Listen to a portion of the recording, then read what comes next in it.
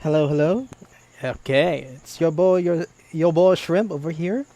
So I'm back to draw more and design more in this channel, and we're gonna continue from our last sketch, which was Wednesday Adams from the Adams Family.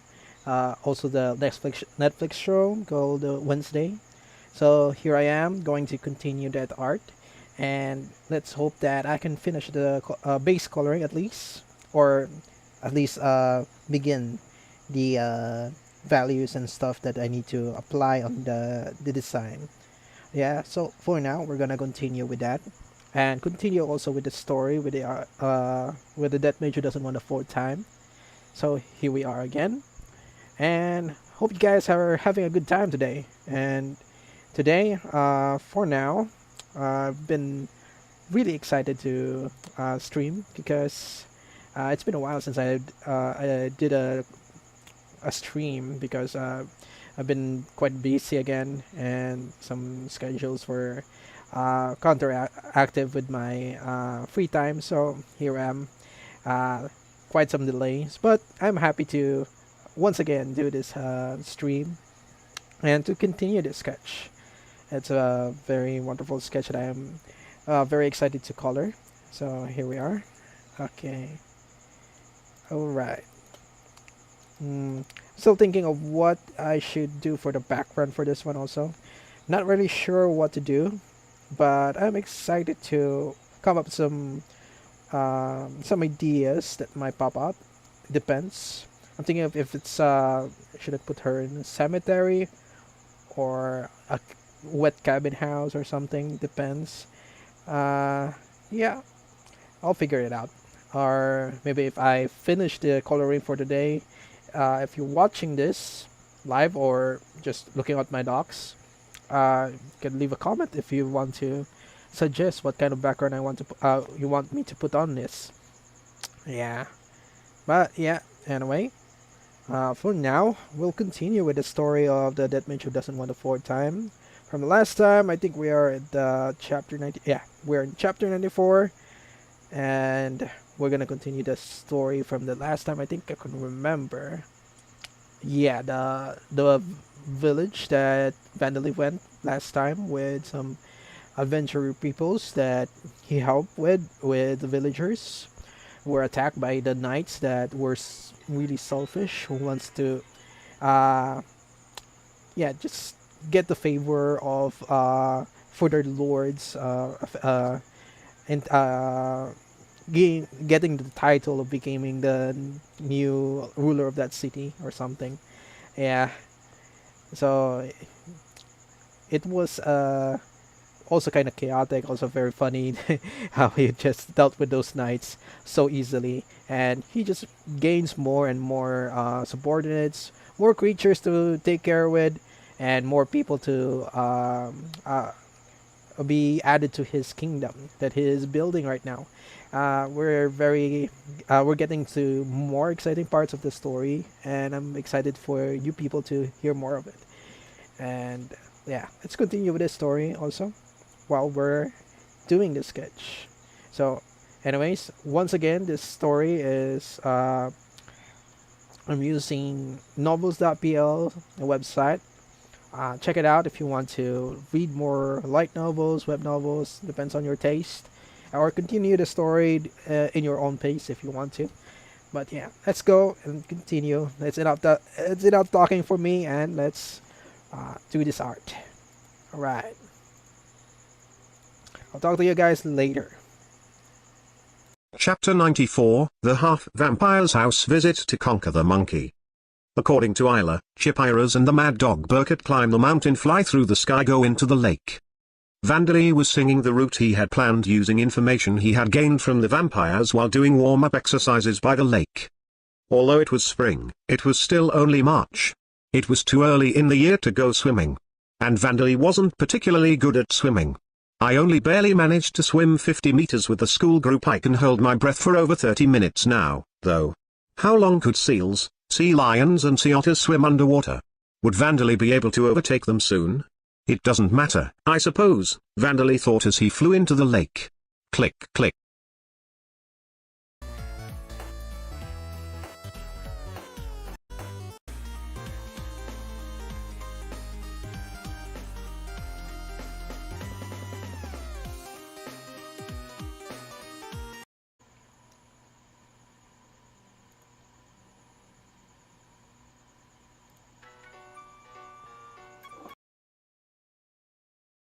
Click click. Pete stretched himself out from Vandally's head towards the shore and pulled Vandally back. Vandally let out a strange noise of surprise that sounded like, "Hoge?" as he landed on his back. "Your Majesty, are you all right?" asked Princess Livia. "The noise you made was very strange." "Probably," said Vandally. "Pete, as long as you stay inside me, it's just like when I take a bath, so it's fine." "Ah, wait, stop, don't take root in the shore."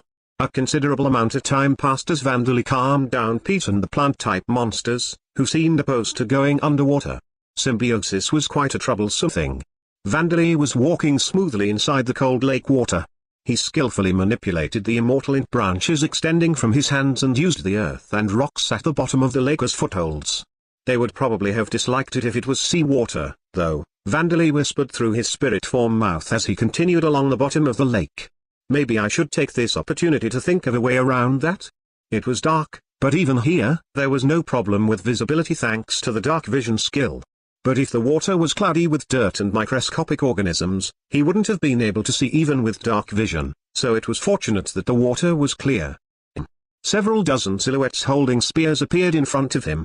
But looking closely, although they were human in shape, their whole bodies were covered in scales, and their faces were like a mixture between those of people and those of fish. These were aquatic demi-human type monsters, Gilman. Sawigin, who were also aquatic demi-human type monsters that were like fish with human limbs, known as the goblins of the sea, also existed in Lambda. But Gilman were far more powerful monsters than Sawigin. Since their mental structure was different from that of people, communicating with them was difficult, but they were highly intelligent, creating equipment from the shells and carapaces of other creatures, and they formed groups of as many as several hundred individuals. People were not very familiar with Gilman as they didn't share the same environment as them, but in fishing villages, Gilman were feared more than ogres. And perhaps because there was some connection between them and Tristan, the god of the sea who had created them, they rampaged like berserkers whenever they laid eyes on merpeople, leading to Gilman becoming known as the merpeople's enemy. Gubababu. Bugguckiabudju. The Gilman surrounded Vandally at a distance with visible bewilderment in their fish-like eyes. They were probably saying things like, "What is that?" and, "There are branches coming out of its hands and feet," weren't they? How troublesome, the monsters in this world don't understand Japanese. If there was a Gilman spirit nearby, I'd use visualization and have it translate, but I don't see any. Vandally was in a troublesome situation, but it seemed that the Gilman had decided, "We don't know what it is, but let's dispose of it for now." With an intent to kill directed towards Vandally that he could detect with danger sense, death, they drew closer with their spears raised.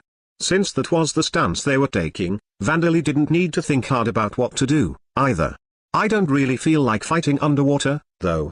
I can't have Princess Livia and the others help me, either," Vandally said as he threw his cursed weapon kunai and scattered poison in the water. "But, well, it is fortunate that I've found these things so that they can guide the way."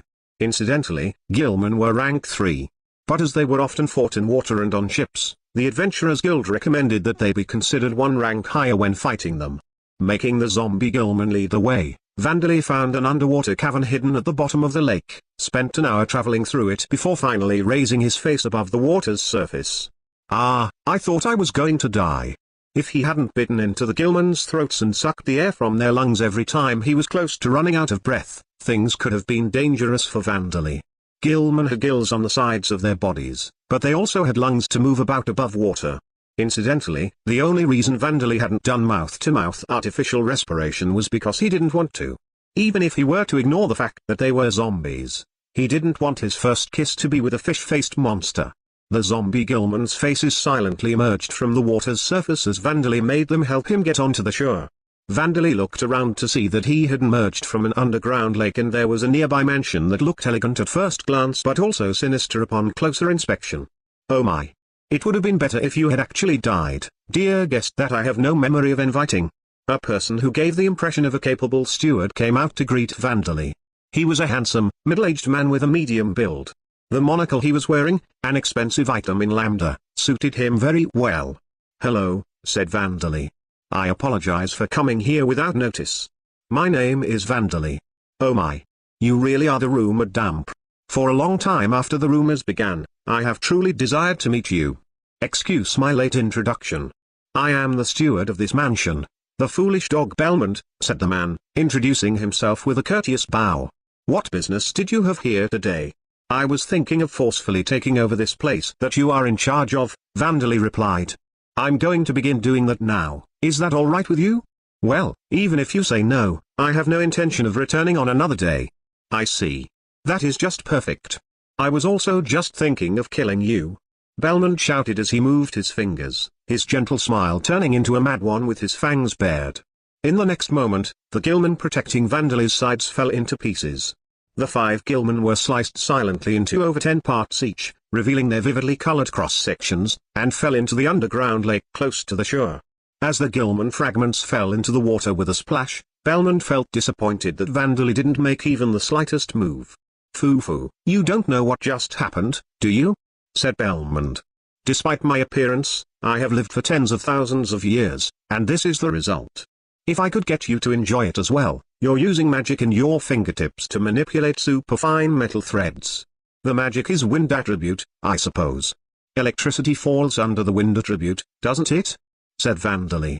"What?" Belmont was in dismay. He hadn't expected his secret technique to have been seen through in an instant. But in the next moment, each of his fingers began bending in strange ways, as if they were individual creatures. "Phew.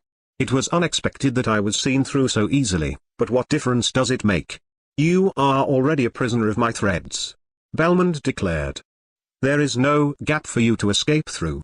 Having surrounded Vandali with his threads, Belmont became certain of his victory and regained his composure. With such a complete surrounding, Belmont could dispose of Vandali before he could even recite an incantation. The remaining zombie gilman were trying to circle around, but Belmont would easily be able to deal with such small fry when they drew closer. "Now then, please depart to where your parents are," he shouted. He bent his finger slightly. With that small movement, Vandali's head would fall off. That was what was supposed to happen, but he felt a dull resistance. The threads weren't moving the way he wanted them to. "What? This is I see, you are a thread user like me." Belmont's threads had been tangled in the string-like objects extending from Vandali's own fingers. "No, I do not have the job," said Vandali. "But I can manipulate thread-shaped objects." Every single one of Belmont's superfine metal threads had been entangled in Vandali's extended hairs and the sticky threads he had produced from his tongue and claws.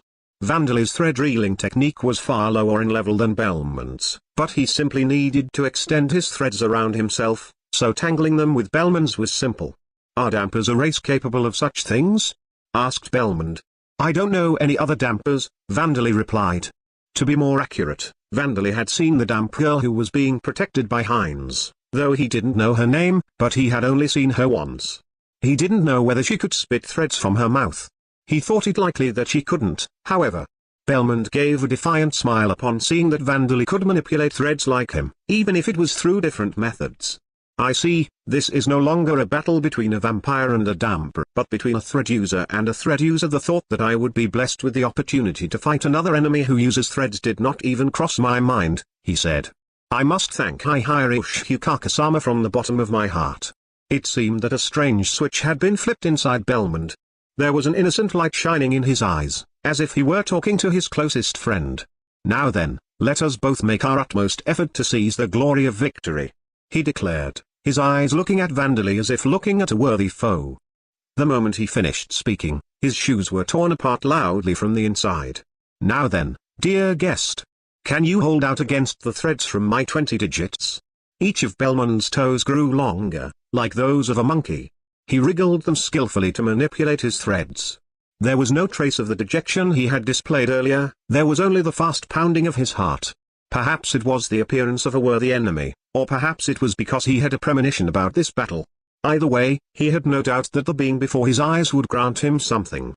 The threads released by Belmont were entangled with Vandali's, one after another. However, Belmont's threads passed through, cutting their way through and closing in on their target. "What is wrong?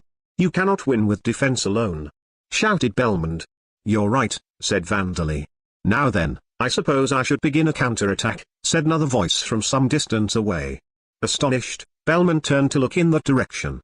To his left, some distance away, their zombie gilman had gathered in one spot. Wondering whether it was these gilman zombies who had talked, Vandalius popped out from their scaly bodies, one after another. "Eh? What? Dear guest, Are these your brothers? Belmont asked the Vandali whom he had engaged in battle, bewildered at the other Vandalius that were smoothly appearing from inside the Gilman zombies. No, all of them are a part of me, Vandali replied. The one fighting you is my physical body, which is moving the others through the long-distance control skill. These ones, said another Vandali, are my spirit form clones made after using out-of-body experience, which had been fused with a zombie Gilman. Now then, I'm going to begin my counterattack, said yet another spirit form Vandali.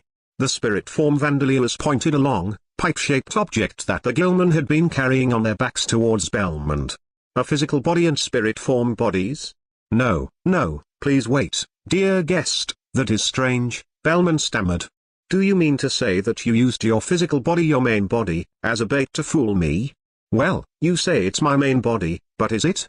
Said Vandali. Did you not think that you would be unable to entangle all of my threads, and that you would be torn apart? In fact, in one more minute, I can separate your entire body into pieces, said Belmont. Even if my body is separated into pieces, it will take me less than 3 minutes to put the pieces all back together, so I won't die, Vandali told him. But even noble-born vampires would die from that. Also, I have this method. A worm's head sprouted from the back of Vandali's neck. Its mouth, the only feature on its head, opened and a thick fluid overflowed from it. That fluid, the dark copper, became an armor that surrounded Vandali's body. Daitara had tempered this dark copper golem into a suit of armor. And then he even put his magic absorption barrier and his impact negating barrier up, engulfing both his and Belmont's threads. Belmont was dumbfounded at the way Vandali was creating defenses one after another with such ease. And now that Belmont's threads were in the barriers, they were almost completely immobilized. Every time he moved his fingers to try and manipulate his threads instead ate into his fingers and blood sprayed from them. I am aware that I am being impolite, but dear guest, are you some kind of aberration or monstrosity? Belmont asked. Now that things had come to this, he had no choice but to cut off all of his limbs and run away, but he asked this question instead of reciting the incantation to do so. His heartbeat grew violent as he realized that defeat was unavoidable, his cheeks became flushed and his eyes trembled, blurring his vision. I consider myself to be a person, so it is very regrettable that you said this. Trembled, blurring his vision. I consider myself to be a person, so it is very regrettable that you said this to me, Vandali replied as the spirit form Vandalius loaded a silver projectile into the pipe, or at least began to, before changing to a different projectile. An iron bullet was loaded into the pipe, the gun that had spiral-shaped grooves built into the barrel to make its projectiles rotate. Vandali made small adjustments to his aim and then used telekinesis to send the bullet forth. Fire. In contrast to the flat-toned voice, the bullet was fired with a thunderous noise. Q Fusha. Belmont extended his forked tongue to manipulate a thread to try to avoid Lambda's first bullet that had been fired by Vandali. But the iron bullet flicked the thread aside and struck Belmont's torso. You have acquired the artillery technique skill. It seemed that in Lambda, the skill for using guns was not gun technique, but artillery technique. The iron bullet crashed into the far wall opposite the underground lake, causing part of the wall to crumble. It did make sense that it was being treated as a cannon rather than a gun. Also, the barrel of Vandali's telekinesis rifle that he had built for accuracy and power was literally nothing more than a barrel. There was no trigger or magazine, so it was probably difficult to call a gun. But even as Vandali acknowledged the power of his telekinesis gun and its barrel, he decided never to use it underground unless absolutely necessary. By the way, can you talk? I used an iron bullet instead of an orichalcum or silver one, and I also altered my aim a little, so you shouldn't die, said Vandali, looking down at Belmont, who was rolling around on the ground in a pitiful state, but maintaining his polite tone of speech. Kahai, I humbly apologize for showing you such disgrace. A hole had been gouged out from Belmont's right flank through his chest, fragments of entrails, bones and blood had scattered about. Also, because he had been sent flying after being shot and rolled across the ground multiple times, his body had been wounded by the sharp threads that he had been manipulating. No digits were left on his hands or feet, and his tongue was in shreds. However, the disgrace that Belmont mentioned was not referring to that. He was referring to his own true appearance, which was now visible because his monocle, a magic item of disguise, had broken. Terrible burn marks and stretched scars were visible through his torn clothes. Half of his handsome face was covered in burns, and one of his pupils was cloudy. And the shape of his ears had changed. It's surprising that you were a woman, Vandali remarked. And it seems that you were originally a beast person. Can members of Veda's races also become vampires? I am from a race known as the forest monkey beast people, said Belmond. With that said, I am not a beast person, there is Lamia blood mixed in my ancestry. This tongue and, though it is difficult to tell now, my blind eye, are in the shape of those of a Lamia's. It is not impossible for members of Veda's races to become vampires. However, there is a 90% chance of failure and the possibility of death as a side effect of the transformation. But how did you know I was a woman? As you can see, all of my womanly parts have either been burned or cut off. I can see your internal organs through your wounds, said Vandali. I see that slipped my mind.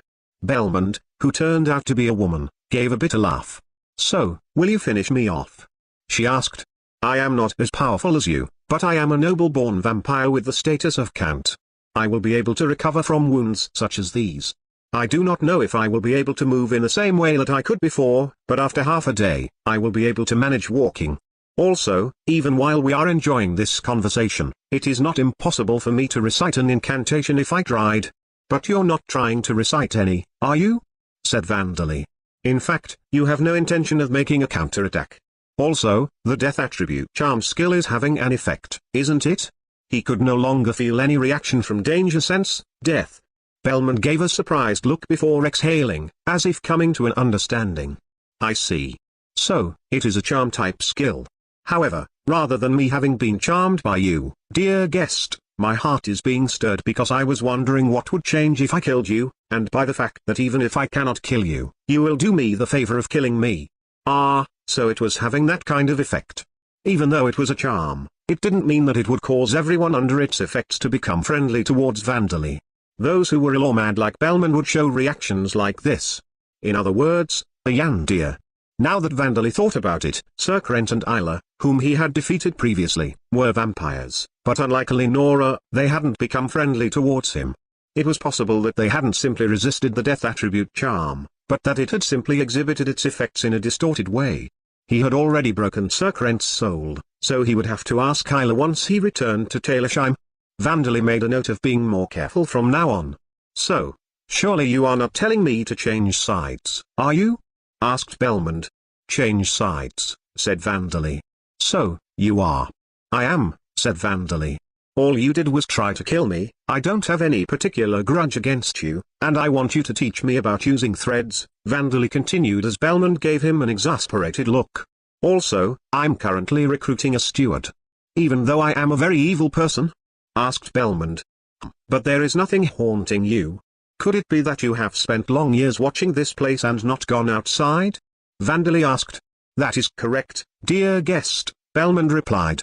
She had told Vandali that she had lived for tens of thousands of years, but in truth, she had only lived for around 10,000 years after becoming a vampire. 10,000 years ago, the clan that she had been born to exiled her due to her ancestors' blood manifesting as strange physical features. After wandering aimlessly, she finally reached a place where people lived, only to be treated as a monster and raped. On the verge of death, she was picked up by the vampires who worshipped Hihireushukaka. My master just happened to be looking for an obedient subordinate to guard this mansion, said Belmond. Despite its appearance, this is a place that serves as both a shelter for dire situations and as a vault for items. It would never have been left in the hands of someone who would betray her. And my master found half-dead individuals such as myself, saved them and raised them as vampires. Considering that, you don't seem to have much loyalty, Vandali commented. Belmond gave a small laugh. All kinds of things can happen if you live for 10,000 years. Especially with a body like this. The scars I gained before I became a vampire cannot be healed, you see. For the first few years, she had worked frantically to repay the favor that her master did for her. She studied hard and improved herself among companions with similar circumstances. Her ability was acknowledged and she became a vampire. While she shed tears for her companions who steadily grew fewer in numbers over the next few decades, she continued to frantically polish her skills so that she could return their favors to her master as well. She was left in charge of this mansion and several centuries passed. She gradually began wondering if she was simply being made use of. On her 1000th year after becoming a vampire, her master forced the magic item monocle on her, along with the words, "Don't expose your horrid appearance at this mansion." On the 10,000th year, everything began to feel like it was in vain. There were almost no opportunities for Belmont to amuse herself by using the techniques that she had learned, and even when there were, they ended quickly. Even when she thought it might be better to make an escape, when she asked herself what she would want to do after escaping, she couldn't come up with an answer. She thought perhaps it would be better to simply die, but she couldn't bring herself to do that, either. Before she knew it, several more years had passed. After spending so long in a worn-down state of mind, Vanderlei had appeared. "Then isn't it fine to change sides and join me?" Vanderlei asked, satisfied that Belmont hadn't been involved in Taylorsheim's fate. Of course, he didn't simply think that she was another victim. She had killed several people in the past 10,000 years, and had likely committed many crimes. But these were things that Vanderlei didn't care about in the slightest. "Honestly, I don't really care that it's very questionable whether you are good or evil," Vanderlei continued. "The perception of that changes easily between nations, cultures and ages. And I'm apparently considered an evil person to a great number of people, too. I don't know about the ideas of good and evil in a society that I have no relation to." Vanderlei couldn't imagine that absolutely good beings could exist. Good existed because the concept of evil also existed. Since this was his way of thinking, the idea of good and evil was in itself an ambiguous concept. In fact, both on Earth and in origin, good had failed to save him. Of course, he knew that it would be narrow-minded to come to conclusions based on only his own experiences, but things were going well in Lambda with this way of thinking, so he thought that this was fine. "What about the fact that I tried to kill you, dear guest?" asked Belmont. "I won, so it doesn't count," said Vanderlei. He simply thought that in fights to the death, the victor held the rights to the life of the defeated. With monsters, he stripped them of their materials and magic stones, and with bandits, he killed them and drank their blood. Even in war, killing enemy soldiers was an achievement, and capturing them alive earned extra money. With that being the case, Vanderlei had defeated Belmont, so he was free to invite her to join him. Speaking in extreme terms, it's just a matter of changing sides while you're still alive, or changing sides after you die, Vanderlei told her. But when you die, your memories and personality might crumble or undergo significant changes, so it would be most helpful if you changed sides while still alive. There were some, like Ches Air, who shone brighter after becoming undead, but those were rare cases. "So, what will you do?" Vanderlei asked. Since Vanderlei hadn't needed to use dead spirit magic, Princess Livia and the other flame ghosts were free, so they appeared before Belmont. "It is better for you to join His Majesty," said Princess Livia. "We haunt His Majesty like this, and even though we are ghosts, we are able to eat delicious things. Isn't that right, Livia-sama?" said another flame ghost. "Yes. It would be reassuring to have you lend your strength to His Majesty," Princess Livia told Belmont. "Can I make this request of you?" Realizing that there was no escaping this particular guest, Belmont gave in. "Very well, dear guest," she said. "However, I have two conditions. The first is that you defeat my master Turnisha-sama. The other is that you return my body to its original form." If Vanderlei were to be killed by Turnisha, there would be no meaning in changing to his side, and in her current state, Belmont wouldn't be able to teach him about using threads or act as his steward. "I understand," said Vanderlei, giving a nod to these conditions that even an S-class adventurer would hesitate before accepting. "I'll start by gathering and reconnecting your organs and bones together. Princess Livia, everyone, please keep your flames down. Belmont's offal is almost burning." "Ah, I'm sorry. I will keep my distance now," said Princess Livia. "Dear guest, I have to question calling someone's organs offal," said Belmont. Perhaps she had been too hasty in her decision. But even so, Belmont couldn't help but hold great expectations of Vanderlei. Gua. Long live Turnisha-sama. Daruk, a noble-born vampire with the status of Marquis, fell as his heart was pierced through by the fist of a female warrior, letting out a dying scream that sounded as if he would end in an explosion if he was in a special effects film on Earth. He was the one praised to have the greatest fighting ability after Turnisha herself, a man known as the fighting dog in the underground world, someone who had lived for tens of thousands of years. No matter how much you turn your body into mist, you are powerless before my shining fist technique. Jennifer, who had defeated Daruk with her magic item braces that were shining white, joined her companions and glared at the final remaining boss. The pure-breed vampire Turnisha, who had her usual prostitute-like appearance, clicked her tongue at the death of her trusted aide as she glared back at Jennifer. "Oh my, you really went and did it," said Turnisha. Even my 5 dogs have all been wiped out except for one. To think that you disposed of 3 of them, even if Isla wasn't among them. I underestimated you people a little. All around, there were ruins of buildings and trees lying on the ground. This had been one of Tanisha's bases, a considerably stylish mansion, but because of the destructive waves of battle, it and the forest around it had been turned almost into a wasteland.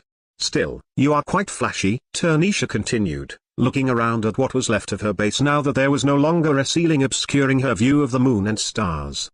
The legendary champion Bellwood felt pain in his heart every time he even stepped on a flower. Are you people different from him? To hesitate to destroy you in order to protect a remote forest with nothing but monsters living in it would be a sin, Heinz replied. I did think about it, however, as this forest is the source of a river. Bellwood had avoided using knowledge from other worlds, but he had proactively spread knowledge regarding the natural environment, which still remained today. The fact that water was stored in forests was one of the pieces of knowledge he had left behind. TCH, words befitting of the one who tears through the darkness, said Tanisha. But I am tired of hearing your voices. I'll let you continue singing as my undead. Tanisha released a killing intent powerful enough to produce physical pressure, but on the inside, she was irritated and a little discomposed. What are Berkine and Gubberman doing? Why are they not hurrying here? At this rate, I will be forced to use that trump card. As if seeing the disturbance in Tanisha's mind, Diana, the priestess of the goddess of Slumber Mill, made an attempt to cast an enchantment spell. I won't let you. Ka. Tanisha gave a strange cry as she tried to use the petrifying demon eye that she had replaced her right eye with. That's my line, said Deliza. Great provocation. Tanisha's hostility was forcibly redirected. Shield technique martial skill. Deliza's fingers and toes began turning into stone with an unpleasant sound, but Tanisha's gaze was quickly turned away from her. Tanisha let out another noise of frustration. Edgar had creeped up to her and attacked from her blind spot. His mithril short sword, enchanted with light attribute magic, was pointed at Tanisha's vitals. She blocked it with her claws and tried to tear through Edgar with the same motion, but in the next moment, his body vanished like mist. A clone? I'm surprised you could tell. Most would confuse it for magic. Edgar waved his short sword as he created more clones of himself using afterimage, an advanced armor technique martial skill. Even if most of them were just illusions, considering that any of their attacks could be real, they couldn't be ignored. Altogether, shouted Heinz. Radiant sword flash. Radiant fist barrage. Heinz's magic sword and Jennifer's magic fists assaulted Tanisha. Even she couldn't handle all of this, her body suffered numerous wounds. Considering the amount of vitality that she had, all of them were little more than scratches. However, the attacks of Heinz's party were all specialized against vampires. Even these scratches inflicted her great pain, greatly reduced her extraordinary regeneration ability and, most importantly, caused her concentration to come apart. Don't swarm me, you brats. Chaotic wind blade dance. Unable to contain her irritation, Tanisha released countless blades of wind into her surroundings. This should have forced Heinz and his companions back temporarily, giving her an opening to regain her composure. However, Diana recited an incantation. Mana, be guided by the goddess and become peaceful. Magic slumber wave. Her spell drastically reduced the power of Tanisha's own spell, enough for Tanisha's spell to be deflected by the anti-magic defense of the party's defensive equipment, which was made of plenty of dragon and magical metals. Now that Heinz and his parties were the ones with an opening, the force of their attacks increased. These people, they are accustomed to fighting enemies who are stronger than them. The shield bearer Deliza would draw the enemy's hostility, Edgar would follow up, Jennifer would attack with many small attacks while Heinz would close in with a single powerful one, and Diana would support all of them. Their coordination of execution was very advanced, and Tanisha was unable to exhibit her powers against them. On her own, she couldn't deal with the coordination of Heinz's party. No matter what she tried, she couldn't make any successful significant move. The monotonous attacks she released in her irritation and frustration were blocked or had their power dampened by Deliza and Diana. How can I, Tanisha-sama who has survived the war against the champions, lose to such inexperienced brats? Tanisha was enraged. It was true that she was strong. She was a creature at the top of the food chain. She was so powerful that she could crush the average dragon as if it were a winged insect. However, that was precisely why she was weaker than she had been 100,000 years ago. She had robbed countless of their lives over the past 100,000 years. However, most of these lives had been taken in one-sided slaughters, while the enemies she had faced who were capable of fighting her evenly were within countable numbers. And for the past few tens of thousands of years, she had simply existed as a tyrant ruling over countless subordinates. Tanisha's instincts had been dulled by the days she had spent without ever experiencing her life being at risk. Her mental strength and techniques that had once been sharp were now worn down and loosened. In such a state, Tanisha had no way of defeating the coordination of Heinz's party on her own. The three pure-breed vampires had been ruling in a parliamentary system precisely for situations such as these, but do Berkine government intend to abandon me here? Her last ray of hope, her reinforcements, did not appear. Tanisha gave a hoarse scream as she received yet another shallow wound.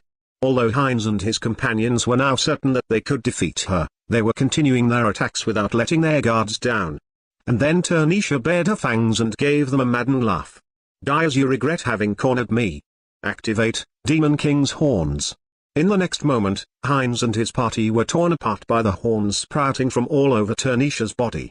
Name, Belmont. Age, approximately 10,000 years old, 18 at time of vampire transformation. Title, Tanisha's Foolish Dog. Rank, 10. Race, noble-born vampire countess, forest monkey type. Beast person. Level, 7. Job, string master. Job level, 7. Job history, apprentice hunter, apprentice thief, assassin, servant, thread user. Passive skills, dark vision. Superhuman strength, level 3. Rapid regeneration, level 5. Status effect resistance, level 6. Self-enhancement, subordination, level 10. Mana recovery, damage, level 10. Sense presence, level 7. Intuition, level 3. Mental corruption, level 7. Active skills, blood sucking, level 7. Archery, level 1. Throwing, level 1. Short sword technique, level 9. Wind attribute. Magic, level 2. No attribute. Magic, level 1. Mana control, level 1. High speed flight, level 1. Silent steps, level 8. Trap, level 5. Dismantling, level 3. Transcend limits, level 1. Housework, level 10. Thread reeling, level 7. Unique skills, offering, the weakest among Tanisha's close aides, her 5 dogs, who has been given what is, in a way, the most important role. She was often sneered at by the other members of the 5 dogs for being a watchdog. Other than the occasional times that Tanisha visited her, Belmont has spent over 90% of her 10,000-year-long life guarding a mansion with nothing but weeping, gasping, screeching undead. Thus, her mental state is one step away from being like that of a disabled person, and she is possessed by a desire for her own destruction. However, because of this, she has distanced herself from other vampires, and in that regard, she is normal.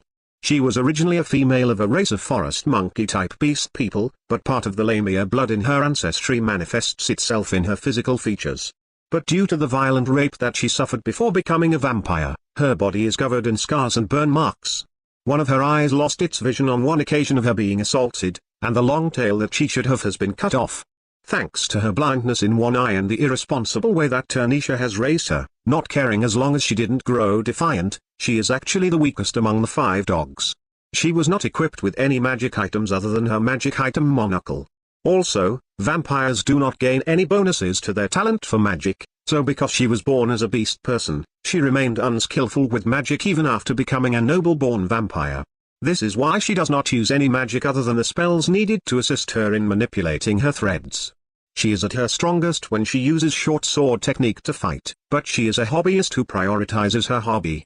She is a master when it comes to ordinary housework, particularly when it comes to cleaning. She works flawlessly despite being in a mental state where entire blocks of several years can go missing from her memory at once. Chapter 95, Fire. With her shoulders heaving up and down, Tanisha gave a gleeful cackle at the drug-like sense of liberation that was filling her mind. Her appearance was now quite unlike that of a vampire. There were horns not only coming from her temples, but twisted, branched horns had also sprouted from her back, abdomen, upper arms, the back of her hands, thighs, knees and calves. Q-Few, did you see it? Did you taste it? This is the power of a sealed part of the Demon King. Ujuran is the Demon King's horns. The fragment of the Demon King that Tanisha had acquired several tens of thousands of years ago. That was what these horns were. The Demon King's horns that could pierce through all kinds of magical defenses and even tear through adamantite with ease. This was Tanisha's trump card. By joining forces with Berkine and Guberman, who also harbored fragments of the Demon King in their bodies, she had escaped from heroes with the divine protection of heroic gods and emerged victorious in battles with pure-breed vampires who worshipped other evil gods.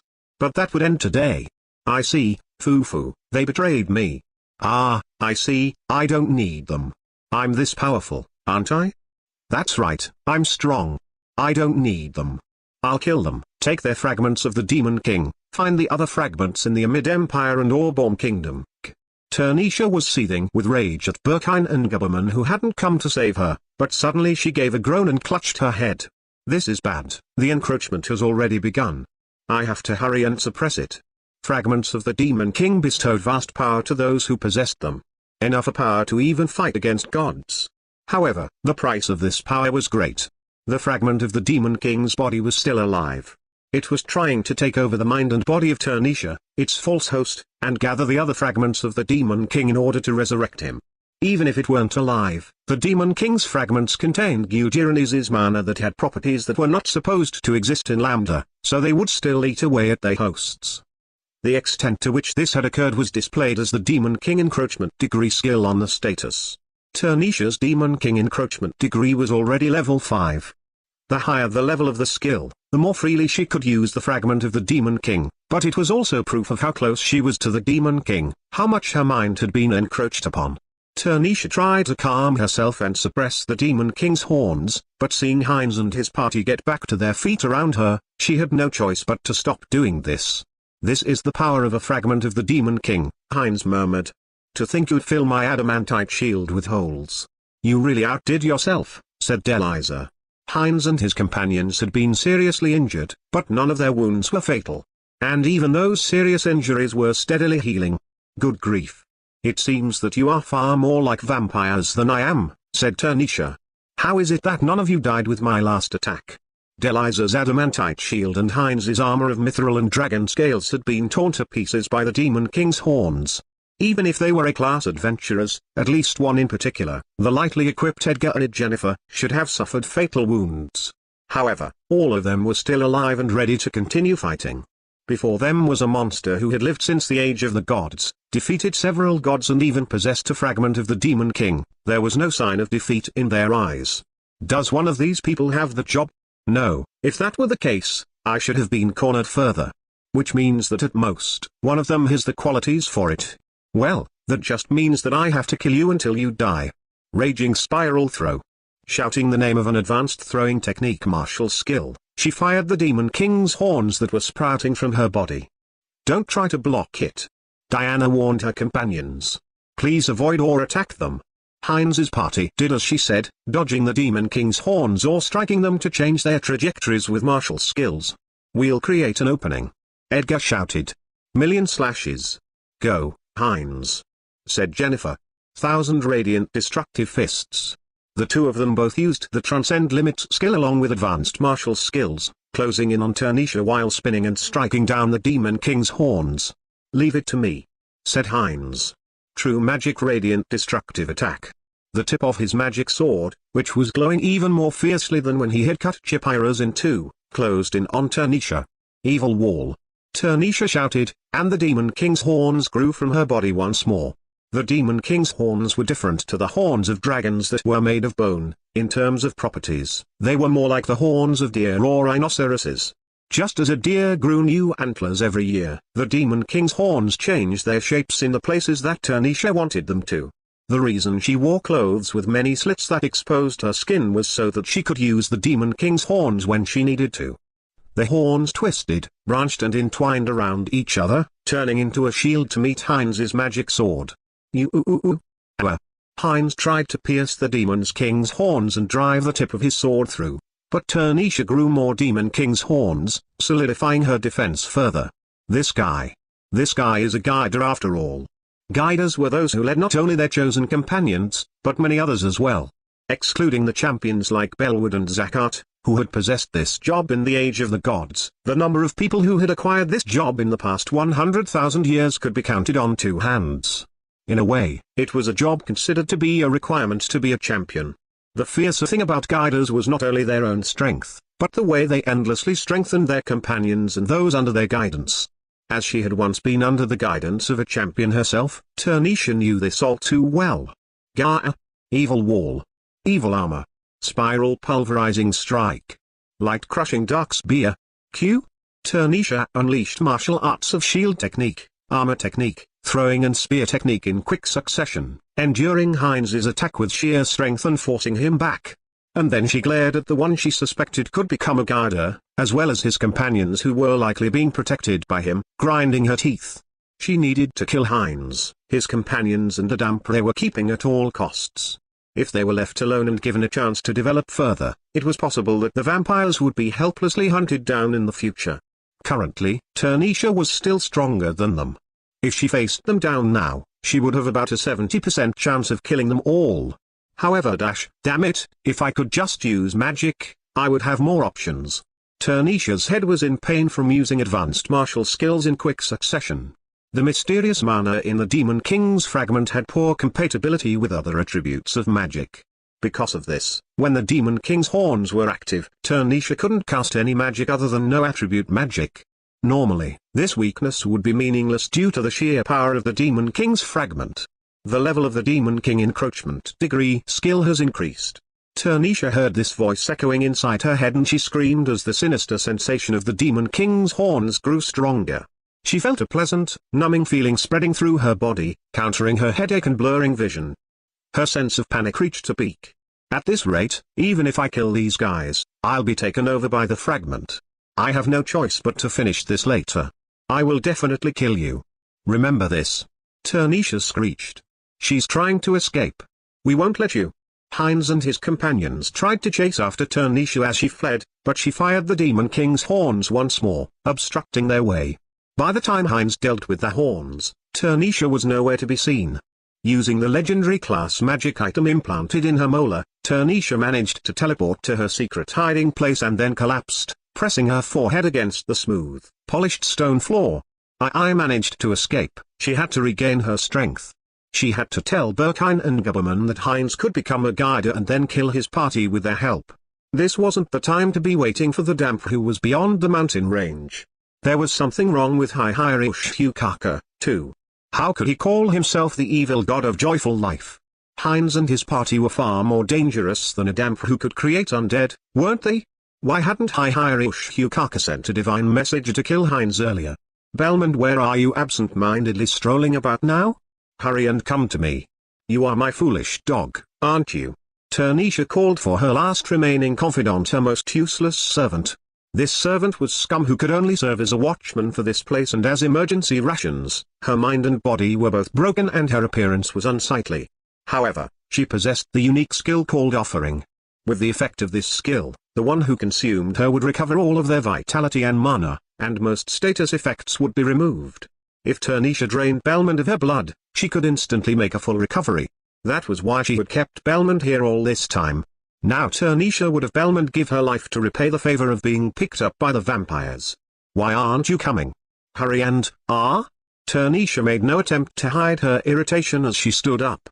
She saw not Belmond, but 5 children all with identical faces, pointing a pipe in her direction. Her mind froze for a moment before she screamed for her life. Telekinesis gun, fire. With a roaring sound, something was fired from the pipe. Turnisha had been trying to suppress the Demon King's horns. She was forced to use them to try and protect herself a moment before the projectile hit her. But the bullet fired from the pipe pierced through the Demon King's horns, which could normally tear through even an adamantite shield, as if they were made of hard candy. It found its mark in Turnisha's neck. Turnisha's eyes were still opened wide in astonishment when her entire face disappeared. Her headless body collapsed onto the floor once more. And then there was another roaring noise as the bullet hit the wall far on the other side of her, causing the cave to tremor. A few seconds later, there was a splashing noise as something fell into the underground lake. It seems that Orichalcum really does have a different level of power, but maybe I put too much mana into it. Vandali sighed as he looked at where his 4 spirit form bodies had been before disappearing due to the violent recoil and the gun barrel that now resembled a split piece of bamboo. After Vandali put together the various scattered pieces of Belmond back together, she had told him that the place Turnisha appeared when she visited this place was a port inside the mansion that allowed her to travel directly from the mansion to the underground lake via a boat. The legendary class magic item that Turnisha had in her molo was small and exceptional in how portable it was, but it was only capable of teleporting her to a previously recorded location and the place she teleported from. Vandali had been watching Heinz's party corner Turnisha through lemurs stationed far away from the battle, his gun with an orichalcum bullet loaded in it waiting for her the moment she made her escape. While waiting, he had created a small dungeon for teleportation purposes behind Turnisha's hideout, wandered around, tamed the undead Turnisha had created and collected the magic items and other items that had been kept here.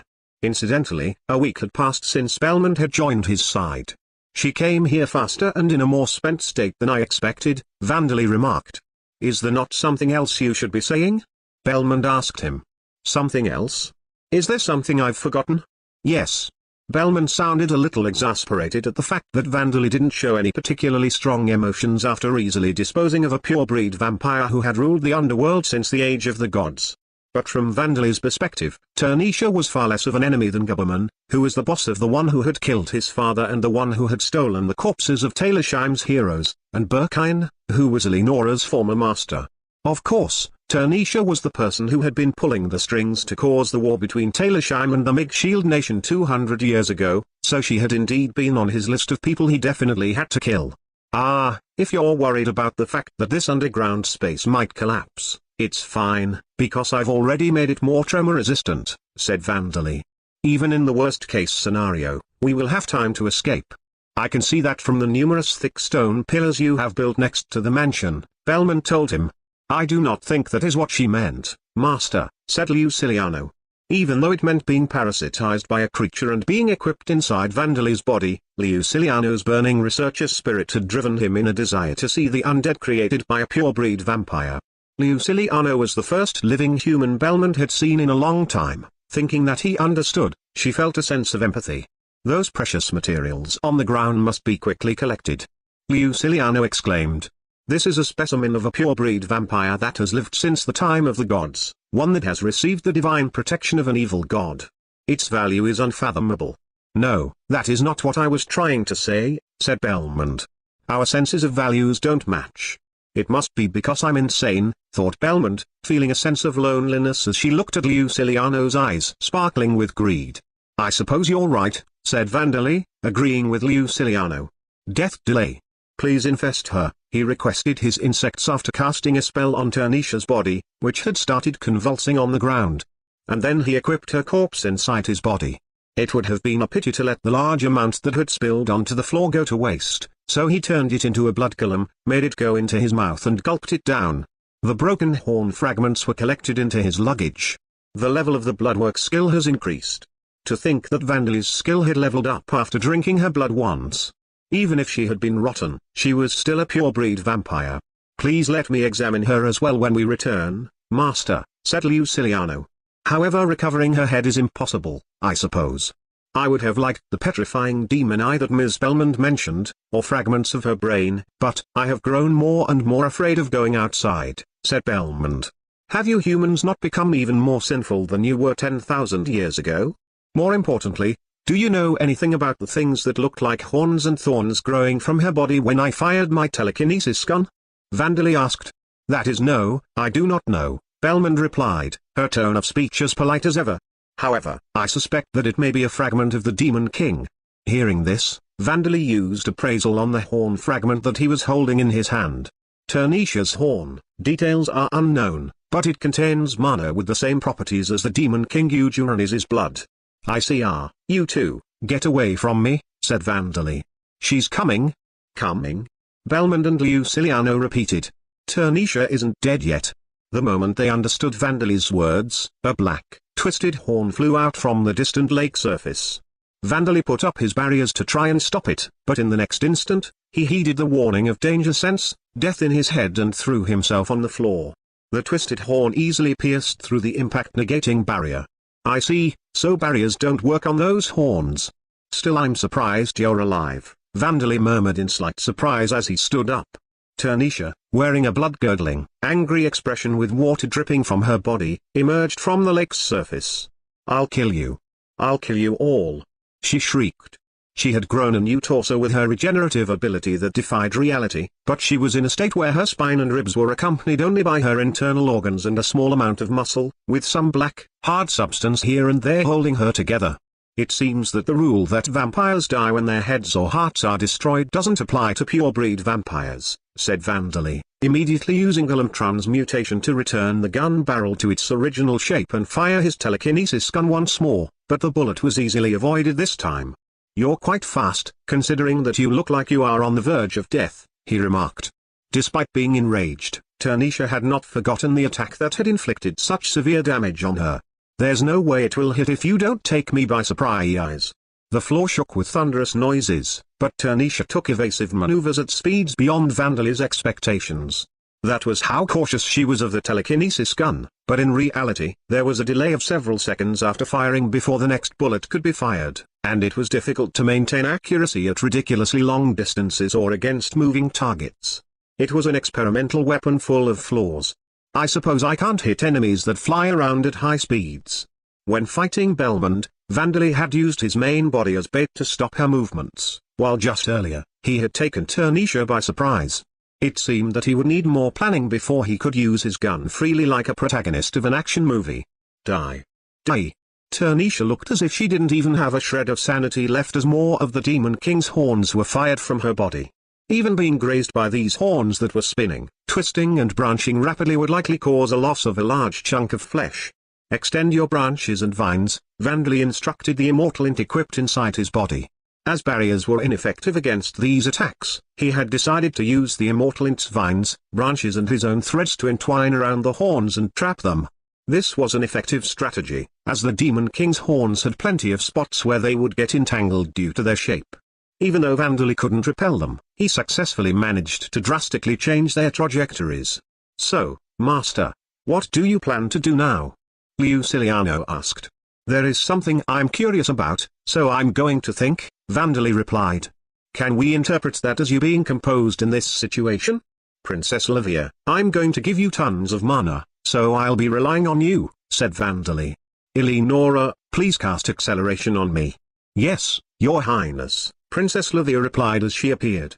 She and the other ghosts turned into spears and skulls of black flames and then rammed themselves against the horns, trying to dampen their force as much as possible. "Leave it to me, Vandali-sama," said Eleonora as she emerged from Vandali's body to cast the time attribute spell, acceleration, on him. Like Luciliano, she had been standing by inside Vandali with a parasite in her own body. Now that time had quickened for Vandali with acceleration, he went deep into thought as his dead spirit magic intercepted the Demon King's horns. Seeing this, Luciliano and Belmond moved to support him as well.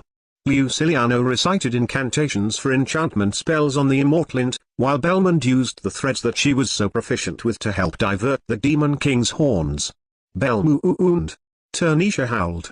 "Why did you betray me? You ungrateful mongrel." With her subordinate's betrayal revealed, her madness was intensifying. It seemed that her anger was making her become more articulate, but she didn't even notice that she was firing. She didn't even notice that she was firing the horns before they had finished growing or that she was turning the mansion into rubble. Belmond gave a scornful laugh at the one she had given 10,000 years of loyalty to. "So you say, dear guest, but my new Dana-sama here treats me far better," she said. "It is true that you saved my life, but I have served you like a dog for 10,000 years. That is enough, is it not? Some would say that one should repay the debt of having their life saved by giving that life to the person who saved it, but that depended on individual senses of values, bonds and relationships. And Belmond had in fact spent 10,000 years serving Tanisha while being known as the foolish dog. Could she really be called a mere traitor? You shetty woman.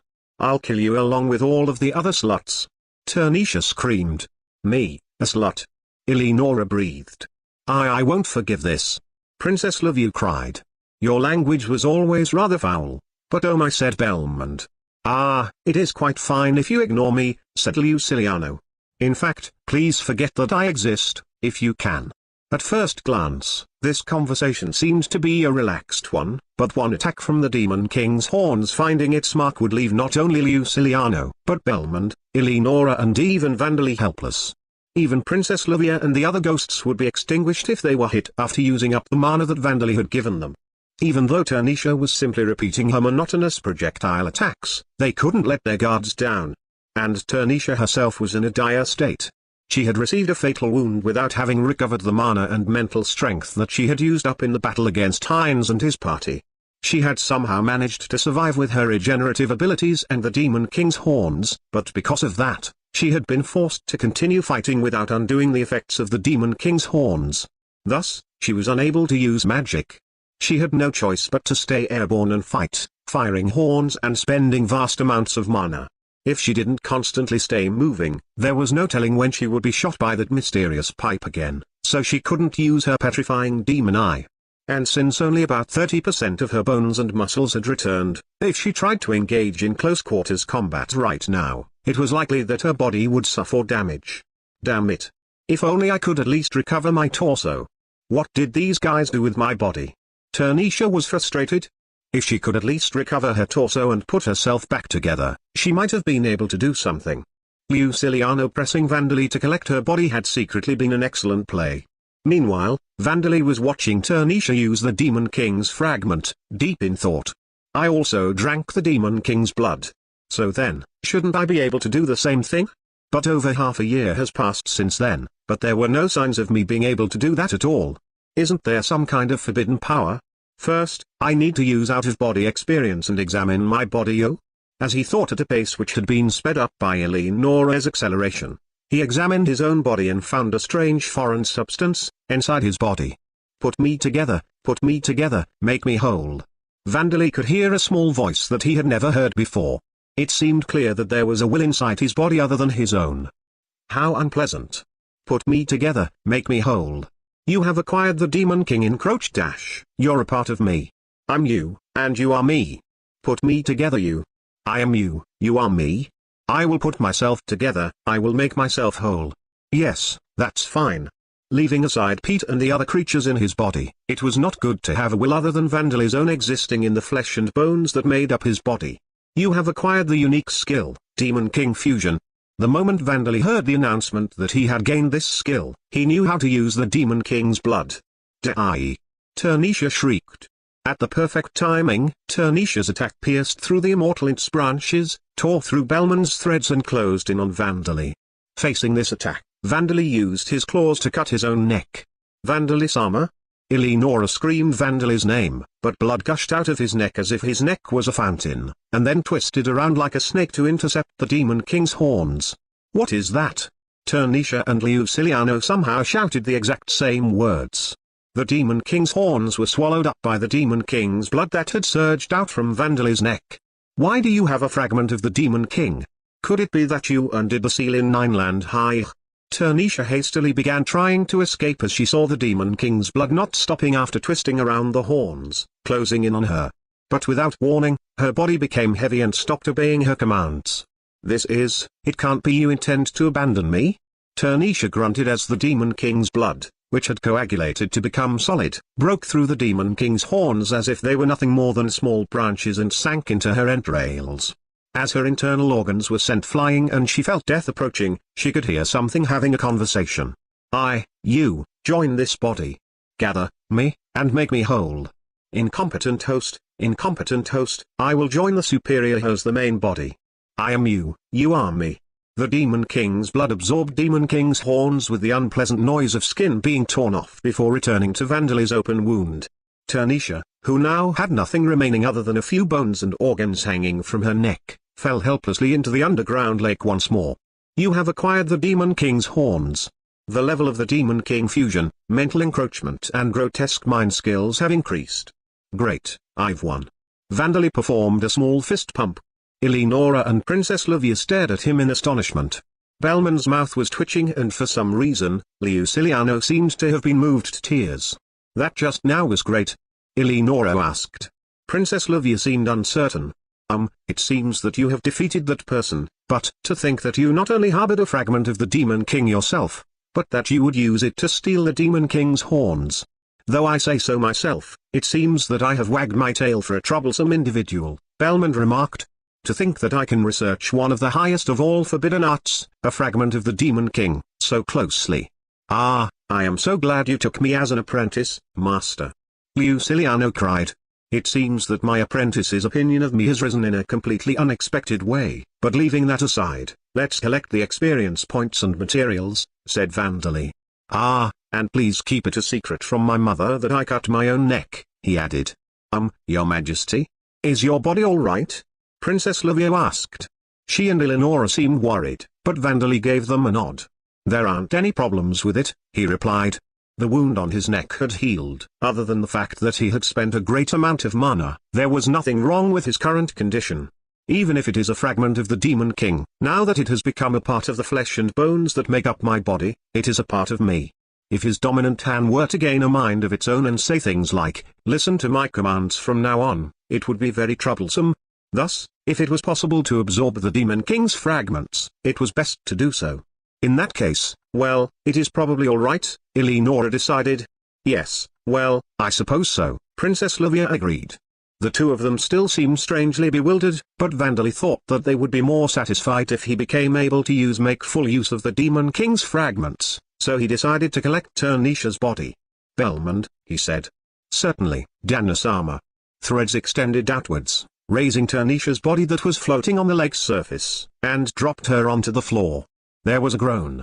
Surprisingly, Turnisha was still alive, though there was a thick shadow of death on her face. But naturally, Vandali showed her no mercy.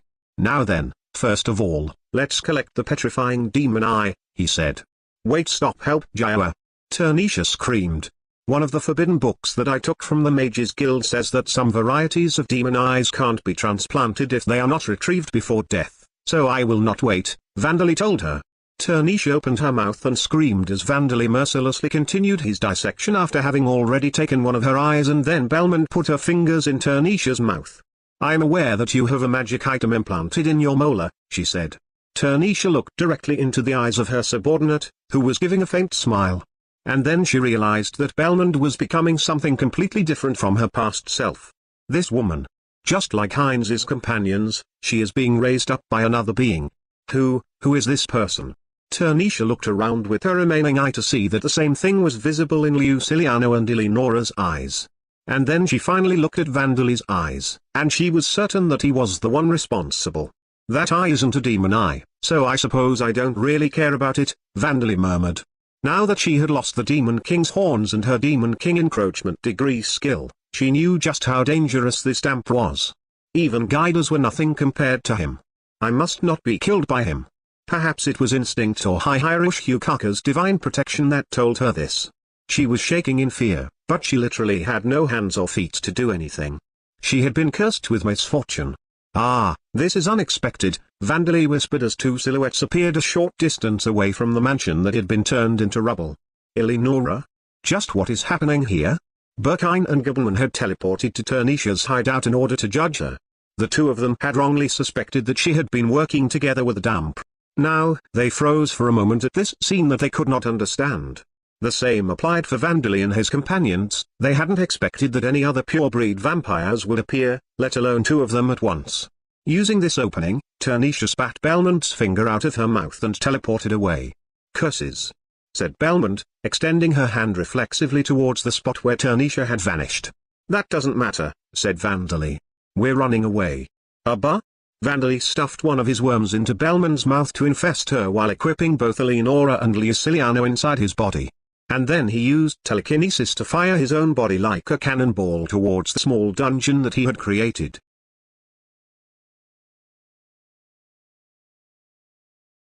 Chapter 96, A Poorly Ending Conspiracy and Future Plans. We managed to escape, or should we say, she let us get away? Said Edgar. I don't know about that, said Heinz. That pure-breed vampire didn't look like she was in a position to do that, either. But let's just heal our wounds for now. Yes. Diana, we're counting on you, said Deliza. Heinz and his party were healing their injured bodies with Diana's healing magic and potions, inspecting their equipment and stripping the magic stone and other materials from the fighting dog that they had defeated. With this, we've managed to cut through the vampire organization that worships the evil god of joyful life, but Jennifer murmured. Damn it, she was more evil than the vampires in fairy tales, said Heinz. So that was a fragment of the Demon King. He and Jennifer seemed regretful. "Don't beat yourself up over it," said Edgar. "It's true that we let Turnisha escape, but we've destroyed several of the vampire's bases and defeated 3 of her close retainers. There's no way that this is small damage for them, is there? And apparently there is only one of the 5 dogs left," Deliza added. "It seems that there is someone out there who defeated one of them. We have no information on this whatsoever, so it is possible that this retainer was not exterminated by someone, but defeated during a secret feud with other vampires," said Diana. As they conversed, the empty air in front of them began shining. Turnisha, who now had a strange appearance, appeared in that spot. She screamed as her severed head, from which her spinal cord and organs were trailing like the body of a snake, attacked Heinz's party with fangs bared. Heinz had happened to be closest to her. Although he was surprised, he reflexively slashed at her with his magic sword. With a deep cut in her head, she fell onto the ground and stopped moving. Why did she come back? Heinz felt the sensation of gaining a large quantity of experience points that told him that he had defeated Turnisha, which only added to his bewilderment. His companions could only blink in confusion with him. It would be a little while later when they realized why Turnisha had worn such a satisfied expression as she died. With that said, Turnisha's spirit ended up being seen by the lemurs monitoring Heinz and his party, so Vandali would use spirit communication on her later. The offensive spell that had been released instantly struck the entrance of the cavern, the entrance of the dungeon. But although there was a thunderous noise, not a single crack appeared in the cavern. Even if the entrances of dungeons were made of wood or stone, it was impossible to physically destroy them. Not even gods, let alone pure-breed vampires, could cause any damage to them. If destroying them was possible, Bellwood and the others would have gone around destroying every dangerous dungeon that was mass-producing monsters after they had become heroic gods. Looking at it the other way, the fact that the vampires' attacks couldn't destroy it meant that this entrance-shaped structure was a dungeon. "Impossible," Gibberman muttered. "Is that a dungeon? Why is there such a thing here? No, more importantly, what is the damp planning to do after having flown in there?" "Gibberman, what happened?" Berkine shouted. "None of this was part of my plan. Why in the world are things like this? What happened?" "Damn it, calm yourself. Berkine, this is not a time where we can leisurely wait for your temper to subside," said Gubberman. He was reprimanding Berkine, but even he wasn't exactly calm. The two of them had observed Turnisha's battle from afar with their familiars and then come to her hideout in order to bring her down. The 3 pure-breed vampires had been sworn friends who would work together in emergency situations. Thus, the location of Turnisha's secret hideout had been known only to Berkine and Gubberman. But they had teleported here to find Turnisha not only weakened but on the verge of death, her mansion in ruins and the damp holding one of Turnisha's eyes in his hand, with Eleonora sticking out of his back. Turnisha had made use of that moment when everyone stopped moving out of surprise in order to escape, while the damp had somehow absorbed the human, female ghosts and a vampire who was supposed to have been Turnisha's subordinate into his body and flown into this dungeon. Even these 2 pure-breed vampires who had lived since the age of the gods had no clue what was going on. "What does this mean?" Gubberman asked. Turnisha was cornered to the point that she had to use the Demon King's horns, but even so, she would not easily be defeated by the average enemy. And that was Lenora, wasn't it? Then that means that the damper— "Yes, that is Vandali," Berkine said, interrupting Gubberman. "The one born between your subordinate vampire and a dark elf, the one who stole my Eleonora from me. Damn it, he wasn't working with Turnisha, he'd been planning to make use of those brats playing hero in order to kill her," he shouted. Gubberman hastily used his familiars to make sure, but it seemed that Heinz had indeed already finished Turnisha off. How could such a thing— What happened to the Demon King's horns? The fragments are supposed to possess another nearby life form when their hosts die. Then does that mean that the damper— Vandali, has acquired Turnisha's fragment? Shocked, Gubberman stared at the dungeon that Vandali had disappeared into. The Demon King's fragments didn't simply grow stronger the more of them were gathered. In fact, there was the risk that the growth rate of the Demon King encroachment degree skill would accelerate. But these 2 vampires still didn't know what kind of fragment had been sealed beneath Nineland. It was possible that Vandali possessed a fragment of the Demon King that was very compatible with the Demon King's horns. Gubberman, just as you said, we cannot afford to waste any time. We must kill that brat now. He has at least 2 fragments of the Demon King, but you and I can kill him together," said Berkine, his fangs bared and his handsome face twisted in anger. "You are right," said Gubberman, feeling a sense of danger for the first time in tens of thousands of years.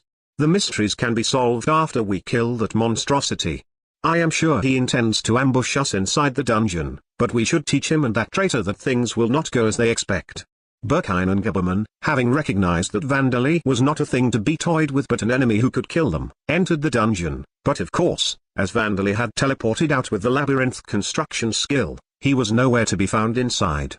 Alder, the god of law and fate, had managed to gain a good idea of what Vandali had done in the Hartnett Duchy through the memories of Pablo of the Red Wolf Knight's order. "Alder, he must be exterminated right this moment," said Kuratos, the god of records. "If we sit and do nothing, the situation could become irreversible," said Naltak, the god of judgment. But Alder shook his head. "Do not be hasty," said Alder. "That Dampler monstrosity has already returned to hiding in the southern region of the Barngaya continent. We cannot even dispatch familiar spirits or heroic spirits there, let alone spirit clones." Because believers of Alder and his followers did not live in the southern region of the continent, and because the influence of the slumbering Vida was great, it was difficult for the gods to descend upon the world or directly send their subordinates into that region. Then send a divine message and start a holy war. Naltak urged Alder. "Naltak, that would also be a hasty move. The Damp has already become a monstrosity in both name and form. No matter how many weak soldiers we send, they will only be slaughtered horribly and turned into undead," said Alder. He suspected that Vandali's abilities were already equivalent to those of an S-class adventurer if the Adventurers Guild's class system was used as a reference. He hadn't seen the fine details of Vandali's battle against Turnisha, but since Vandali was the one who had manipulated Kinop and his subordinates, Alder knew that there was a high chance that Vandali had been involved in Turnisha's fate. No matter how much of her strength she had exhausted in her battle against Hines and his party, Vandali had reduced her to being on the verge of death. His power was unfathomable. But the most troublesome thing was that Vandali led an army that would act as his hands and feet. If Vandali was on his own or had only a few subordinates, it would be possible for a dozen or so heroes to fight against him. But Vandali had subordinates who could rival such heroes, and some of them had actually once been heroes. And his numbers were endless. If attacked by weak soldiers, he was capable of creating as many golems from nearby rocks or trees as he desired. As long as Vandali remained hidden on the other side of the boundary mountain range, it would be difficult to overwhelm Vandali's military power in either numbers or strength. "Everyone, we should value slow, elaborate moves over hasty ones," said Alder. "What we need is great heroes, each of them equivalent to 1,000 superhuman heroes. We need champions who would have stood equal to Belwood in the past." The gods stirred as Alder mentioned the name of Belwood, the heroic god who had defeated the Demon King and was now in a slumber after having exchanged blows with the evil god of sinful chains. In the past 100,000 years, numerous heroes had appeared and achieved great things. Some among the gods gathered here had once been such heroes. But even so, the champions who had been chosen and invited from a foreign world by the gods were beings of a different level. These champions would easily defeat enemies that heroes would need to fight for their lives against. Despite 3 of them being lost, they had managed to defeat the Demon King in his complete form, after all. Alder was declaring that the gods would be making an effort to make these champions return. The gods were shaken with all kinds of emotions, approval, excitement, hope. "I can't imagine that this can be achieved so easily," whispered Ninarode, who led the gods of the wind attribute in place of the fallen Shizarian, her tone showing neither opposition or disapproval. "Ho ho. Is the one who was once a champion Sama herself trying to say that she cannot expect anything from the appearance of Kuhais who could rival her?" Phaeton whispered back. "Phaeton, I do not believe that strength is a requirement to be a hero," Ninarode replied. Phaeton, the god of thunderclouds, was one of her subordinates, in a way, her Kuhai. "I simply think that it is nonsense to judge the merits of heroes based solely on their power," she said. "I would never have expected such words from your former self," said Phaeton. "Well, they are much more civil than the caustic words you exchanged with the heroes Ark and Zakat at the scene of your separation. That scene was exaggerated by those who came later," Ninarode told him. "The reality is that I simply ignored their words. Now that I think about it, I was foolish as well. Of course, it is unlikely that I could be thought of as wise now. Just like Alder." "What do you mean by this, Ninarode?" Phaeton asked. "It would be a serious matter if Naltak were to hear these words." "I'll happily tell you," said Ninarode. "I don't mean anything in particular. I simply think that as gods should not make any moves ourselves. The gods were spending all of their time and energy maintaining the world, they could not descend upon it. In this state, guiding the people as they had done during the Age of the Gods was impossible. And the people themselves likely did not desire this guidance. At the very least, Ninarode would not have accepted it if she were one of them. Phaeton, if you were one of the people, forced to live and die repeatedly while constantly being instructed what to do, you would become fed up with it, wouldn't you? Said Ninarode. That was essentially what Alda was doing. Ever since Bellwood had fallen into slumber, Alda had been sending divine messages to the people more frequently. We are gods, we are not rulers or dictators, Ninarode continued. We should only make a move when the people desire it and when it is necessary. Heroes are not those we create, but beings that the people wish for. At most, all we need to do is lend them a little assistance. When she was a student by the name of Kyudo Akina, who worked part-time in a pet store on Earth, she had believed that there were no gods. But Shizarian had taught her that gods existed, even on Earth. When Ninarode learned of this, she had lamented how helpless the gods of Earth were. They had simply left Earth's people to do many things that could only be described as foolish. That was precisely why she had worked with Shizarian, who had made moves to save his world, and sympathized with Bellwood's words.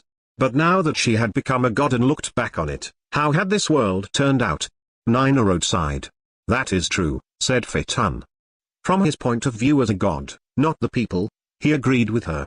Even if something as troublesome as giving attention to each and every believer and guiding them like a stubborn father was possible, he didn't want to do it.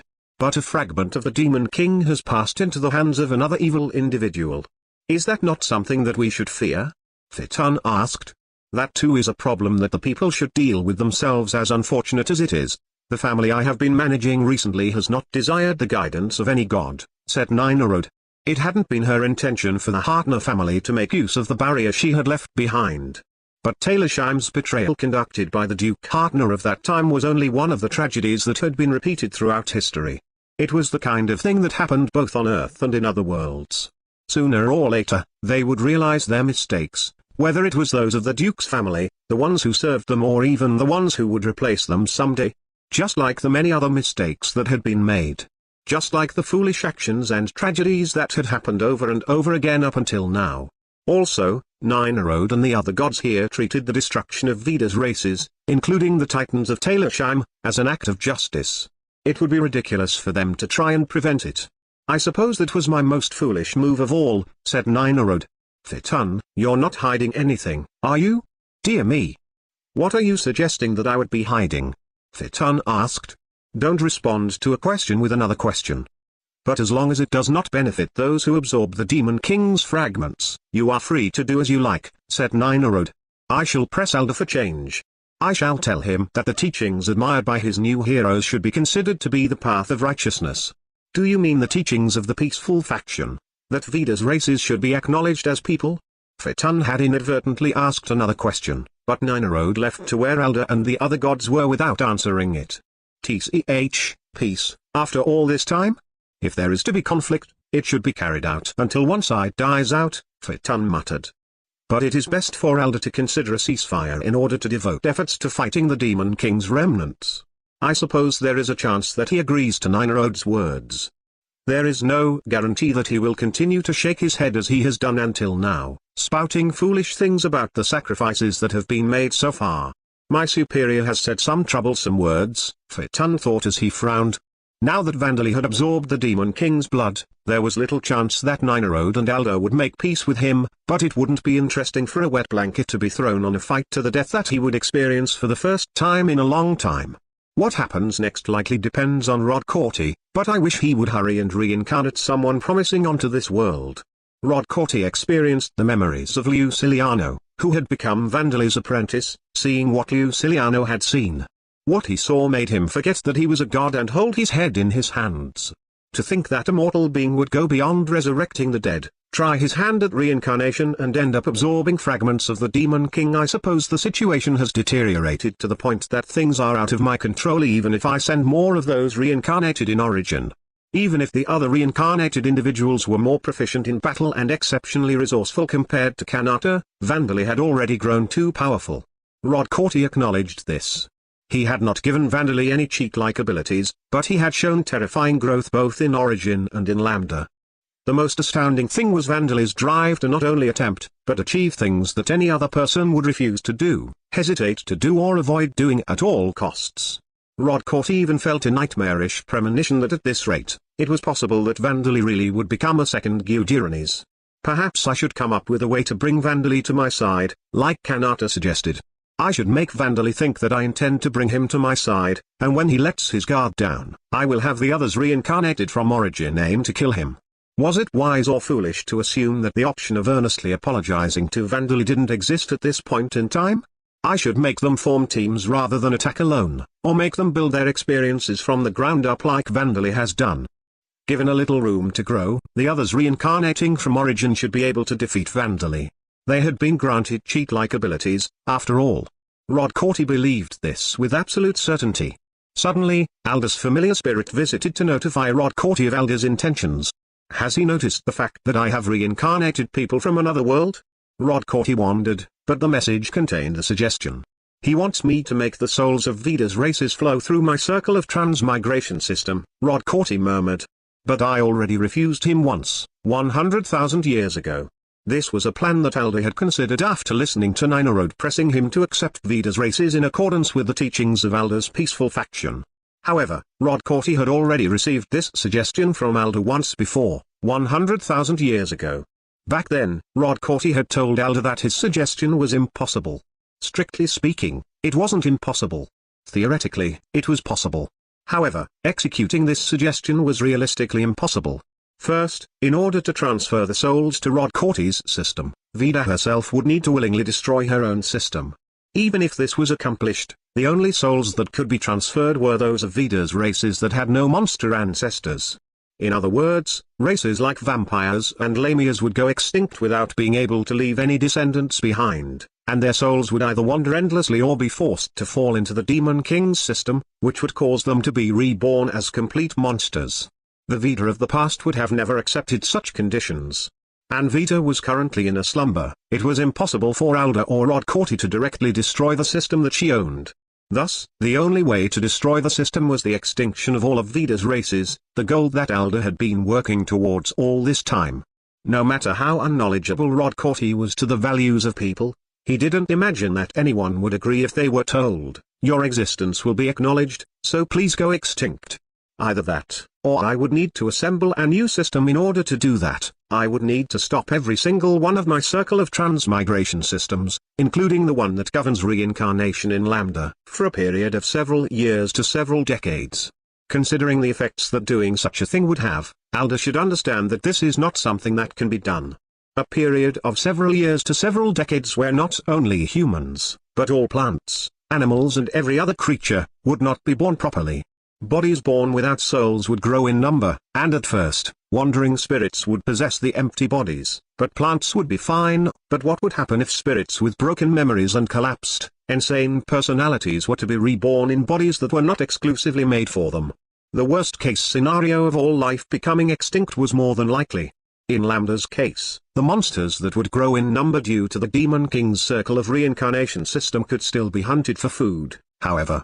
Rodcourt had explained all of this to Alda 100,000 years ago, and he doubted that Alda had forgotten this explanation, but Alda's suggestion also contained a request at the end, that Rodcourt give it some thought. Is he intending to make me think of a new way? It seemed that Alda intended to leave Rodcourt's specialty to the specialist. But for this suggestion to come a second time means that Bellwood is still sleeping. On top of that, Alda has been cornered, though the cause of that is likely Vandali. Rodcourt had been thinking that even if Alda noticed those reincarnated from origin, it would be fine if he left it to their own resourcefulness, but now that Alda had been cornered to this point, Rodcourt reconsidered. Hidden. At the same time, Rodcourt decided to accept Alda's suggestion for now. It was difficult that he would find a good solution even if he told Alda that he would think about it. However, he did think that giving it some degree of thought before telling Alda his verdict would be better than bluntly refusing the request. If this had all been caused by Vandali's actions, then in a way, it could be said that he had made this world move, though Vandali himself wouldn't be happy about this at all. However, I am not unoccupied, either. During his free time between dealing with the continuously occurring errors caused by Vandali, Rodcourt sent a reply of, "I will consider it," back to Alda. It was spring, and Taylorsheim was growing warmer. The livestock were eating algae and aquatic plants in the waterway. Me, they were goats. They were not ducks or geese, but unmistakably goats. Goats with white fur, white whiskers and wide eyes. However, only the upper half of their bodies and front legs were those of goats. The bottom half of their bodies had been replaced by the scales and tails of fish. Perhaps because Taylorsheim was essentially a devil's nest, the goats had transformed into rank 2 monsters called Capricorns after being brought back. Because their bodies had grown larger after they became Capricorns, the amount of milk they produced had doubled, so this wasn't really considered a problem.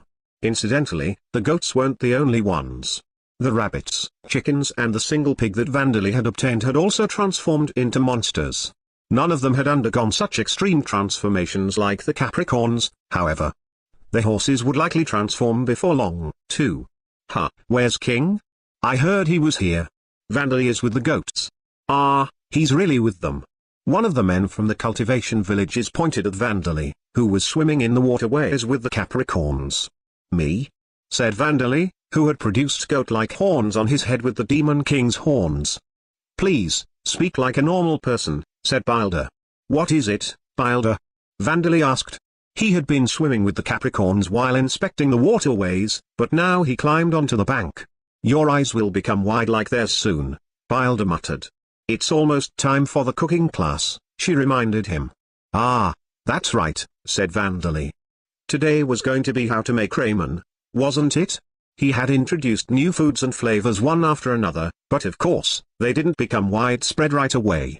Only after he had taught everyone and made them understand what kind of cuisine was available could it be said that they were widespread. That was why Vandali had begun holding regular cooking classes. Once I can print recipes with printing technology, I can make cookbooks, but the results are still questionable, said Vandali. Are they? I think it's amazing for that thick white stuff to spread out flat and become paper, said Bilder. At the paper factory, paper was being produced by the fibers of the plants that were the raw material being softened, turned into gallons, and then having them spread uniformly in a thin shape to turn into paper. It was probably of lower quality than a product made by a skilled craftsman, but Vandali could still create paper that was more than suitable for making books. No, it's not the paper, but the printing that's the problem, said Vandali. I'm still struggling to adjust the power of the printing press columns. Karkan and Pablo are clumsy as well, aren't they? Making paper and turning it into books is a lot of work, isn't it? I think it's fine to use stone or clay tablets, though, said Bildo as she waited for Vandali to wipe the water off his body. It seemed that she still didn't understand the value of paper. She had originally been a forest-dwelling ghoul, after all. Vandali didn't look any different from before, but he was a little depressed at the fact that he hadn't managed to bring Turnisha down. His chance to gain a large amount of experience points had been wasted, and he had seen the achievement of killing her being stolen by Heinz and his party through the eyes of his lemurs. It was difficult to say that his plan to defeat Turnisha had been thoroughly planned. But it had gone well until the very last moment. First, he had reduced Kinup, who had apparently held connections to one of Turnisha's subordinates, into a vegetative state and made him confess. He had done this so that the knights and adventurers would hunt the vampires who worshipped the evil god in his place, as he had been busy rescuing Princess Livia and those with her, as well as the former Titan slaves. He had imagined that Heinz and his party would be particularly eager to make a move. If they intended to protect the damp girl that they kept with them, the vampires who worshipped an evil god were targets that they needed to exterminate as many of as possible. And just as Vandali had expected, Heinz and his party had defeated the vampires one after another, and Vandali had successfully summoned their spirits with spirit communication. He had gained information from Turnisha's close retainers like Chipiras and pinpointed her hideout, the last place she would escape to if cornered. It was a secret among secrets for Turnisha. Only the other pure-breed vampires, Berkine and Guberman, and Belmont, who served as a watchdog and emergency consumption material, had known of its existence. But people are creatures who are prone to failure. Even if the secret was thought to be kept, secrets are things that leak through careless words. None of these careless words revealed any significant information. It was difficult to even say that they were clues. However, the vampires who had served Turnisha for tens of thousands of years possessed many of these dust-like specks of information. And once Vandali had gained the spirits of 3 of the 5 dogs, he had amassed a mountain of that dust. He had identified the hideout's location and taken control over it with strength and by bringing Belmont to his side. And then he had waited for Hines to corner Turnisha. What had been outside of Vandaley's calculations was Berkine and Gubberman's appearance in that place. They hadn't appeared when Turnisha had been cornered by Hines and his companions, so he had assumed that they would not come to assist her, and that caused him to let his guard down. Because of that, he had failed to kill Turnisha. Well, it's fine. I didn't gain experience points and none of Hines's party members died, but I did reduce the number of enemies I have by 1. Vandaley's plan had been to get rid of one of his obstacles, and he had achieved that. And he had also acquired several precious magic items and materials at Turnisha's hideout. The undead that Turnisha had created were rather poorly made, however. Because she had considered undead to be nothing more than playthings or works of art, the practicality for fighting that Vandaley desired from them was non-existent. Well, I've gained all the information I need, so, Jaihiya, the unpleasant-sounding scream and clear sound that resembled the breaking of glass stopped at the same time. Turnisha's soul had been broken and destroyed? The level of the Godslayer and soul break skills have increased. Turnisha had become a subordinate god of Hihirishukaka, the evil god of joyful life. Vandaley had decided that it would be dangerous to keep her in his pocket. She hadn't been as friendly towards him as Belmont, so he had broken her soul without hesitation. Now then, let's get to the issue at hand, said Vandaley. He was holding a meeting to decide his future plans in the chamber beneath the royal castle, which he had thoroughly transformed into something like a multi-purpose workshop. Everyone, please make your reports. Kasim was the first to raise his hand, slightly intimidated by the other members at the meeting. Yeah? I'm Kasim, the representative of the new citizens. About the refrigerators you made us, no matter how many times we keep telling Fester, he keeps freezing his vegetables and meat. Vandaley had created refrigerators enchanted with demon fire, a death attribute spell that absorbed heat as it burned. They were extraordinary items that preserved meat and raw fish that would otherwise go bad within a day during summer. But Kasim and the others had never used refrigerators before, so it seemed that they were still not used to them.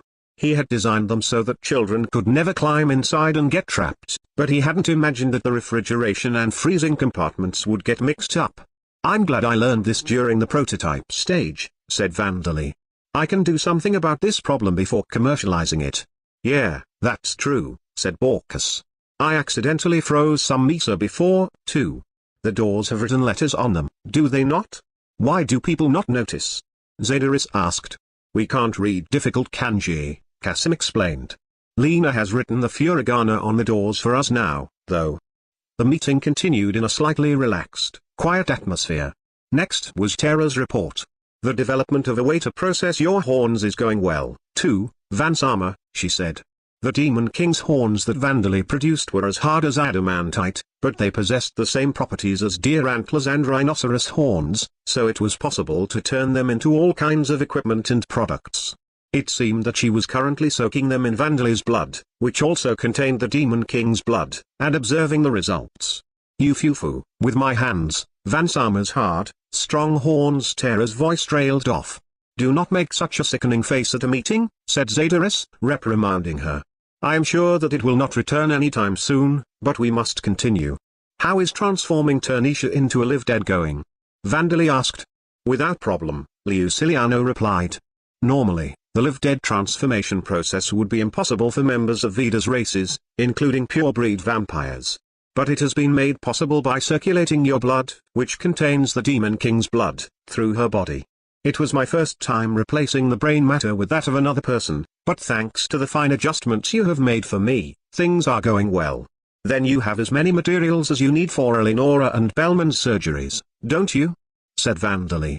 Indeed, the regenerative ability of pure-breed vampires is fearsome, said Luciliano. No matter how much of her skin, fat, bone or internal organs I take, there won't be any problem as long as I make sure she does not die. The fate of my former master is terrible indeed, but Danasama, what do you mean by my surgery? Asked Belmont, her cheeks twitching upon hearing the conversation unfolding before her. Incidentally, despite Vandaley killing Turnisha having been one of Belmont's conditions for joining him, he had not killed Turnisha directly.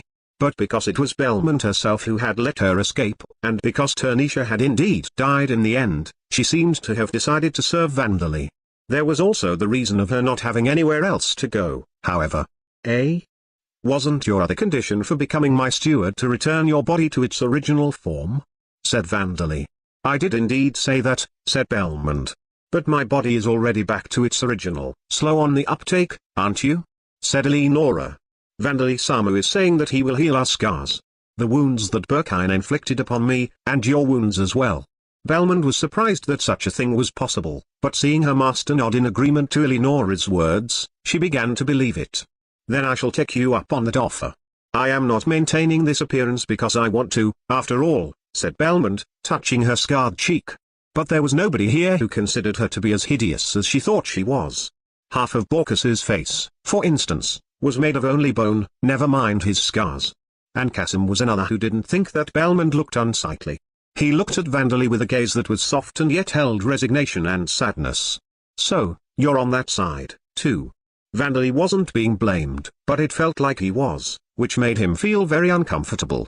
Well then, next topic of discussion, he said.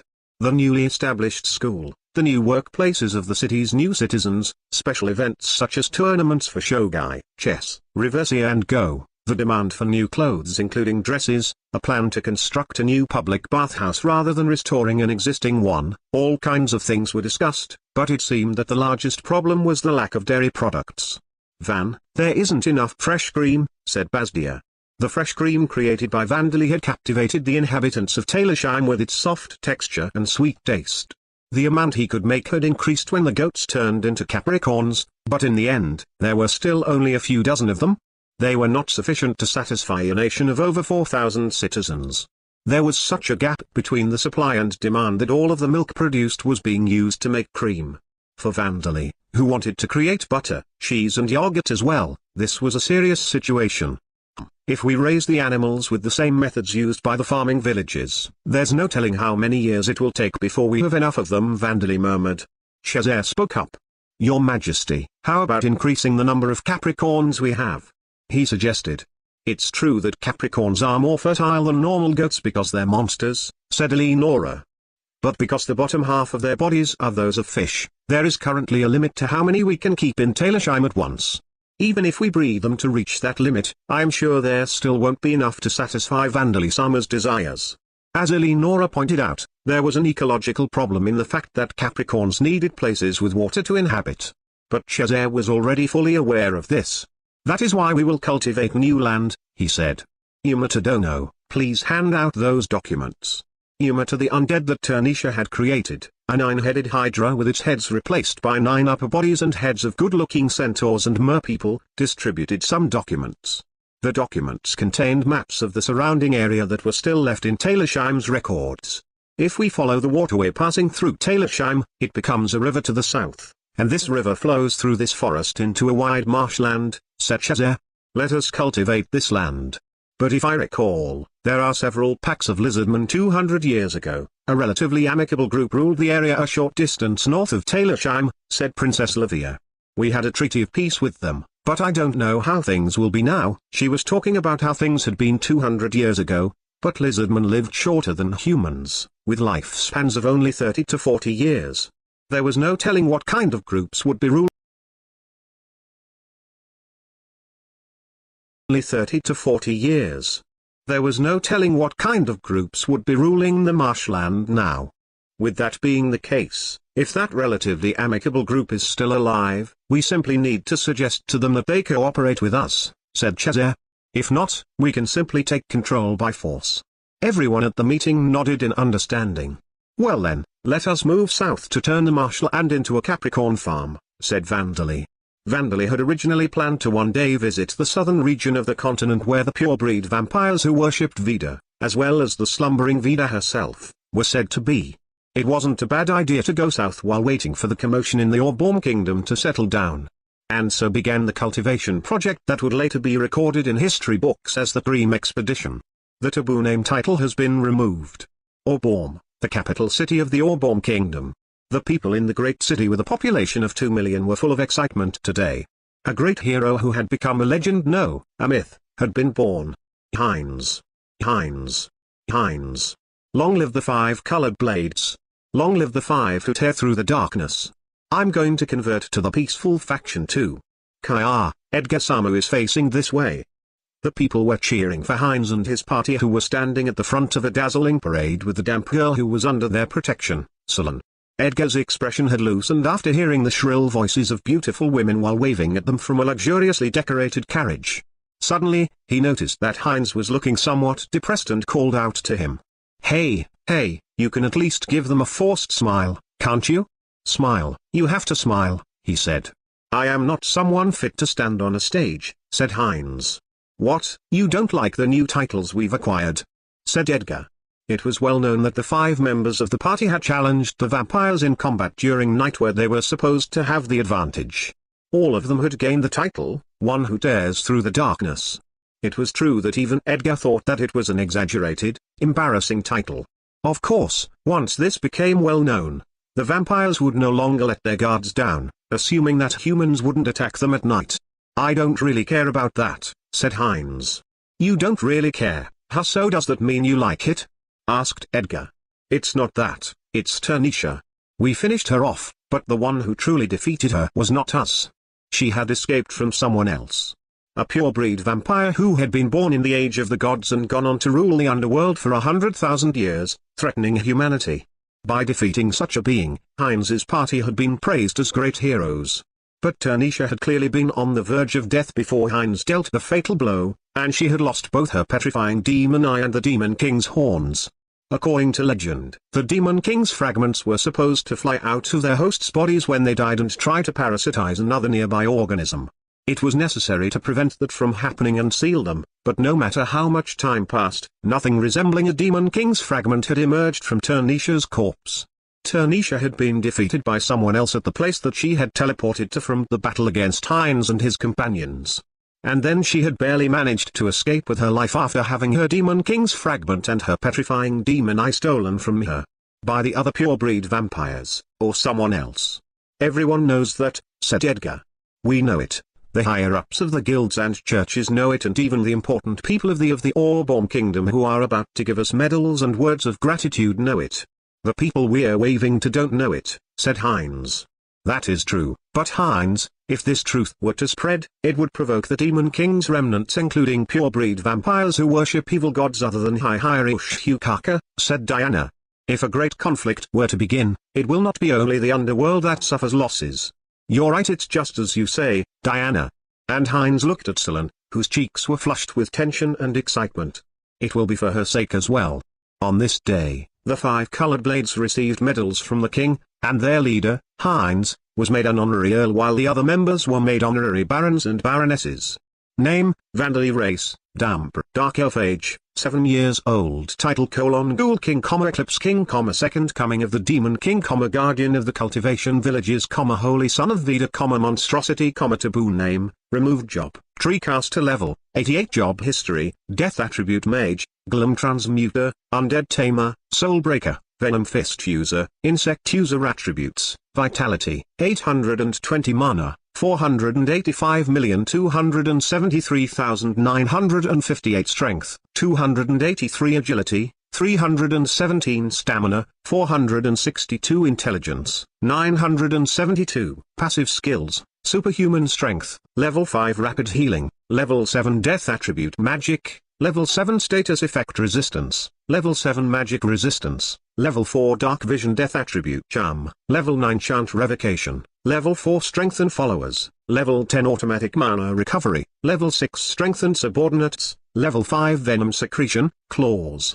Fangs, Tongue, Level 4 Enhanced Agility, Level 2 Body Expansion, Tongue, Level 4 Strengthened Attack Power while unarmed, Small Enhanced Physical Ability, Hair, Claws, Tongue, Fangs, Level 3 Thread Refining, Level 2 Active Skills, Bloodwork, Level 3.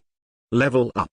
Surpass Limits, Level 6 Golem Transmutation, Level 7 No Attribute Magic, Level 5 Mana Control, Level 5 Spirit Form, Level 7 Carpentry, Level 6 Engineering, Level 4 Cooking, Level 5 Alchemy, Level 4 Unarmed Fighting Technique, Level 5 Soul Break, Level 7, Level Up. Multicast, Level 5 Long Distance Control, Level 7 Surgery, Level 3 Parallel Thought Processing, Level 5 Materialization, Level 4 Coordination, Level 4 High-Speed Thought Processing, Level 3 Commanding, Level 3 Plant Binding Technique, Level 3 Thread Reeling, Level 4, Level Up. Throwing, Level 4 Scream, Level 3 Dead Spirit Magic, Level 3 Insect Binding Technique, Level 3 Blacksmithing, Level 1 Artillery Technique, Level 1, New. Unique Skills, God Slayer, Level 5, Level Up. Grotesque Mind, Level 6, Level Up. Mental Encroachment, Level 5, Level Up. Labyrinth Construction, Level 5 Demon King Fusion, Level 2, New.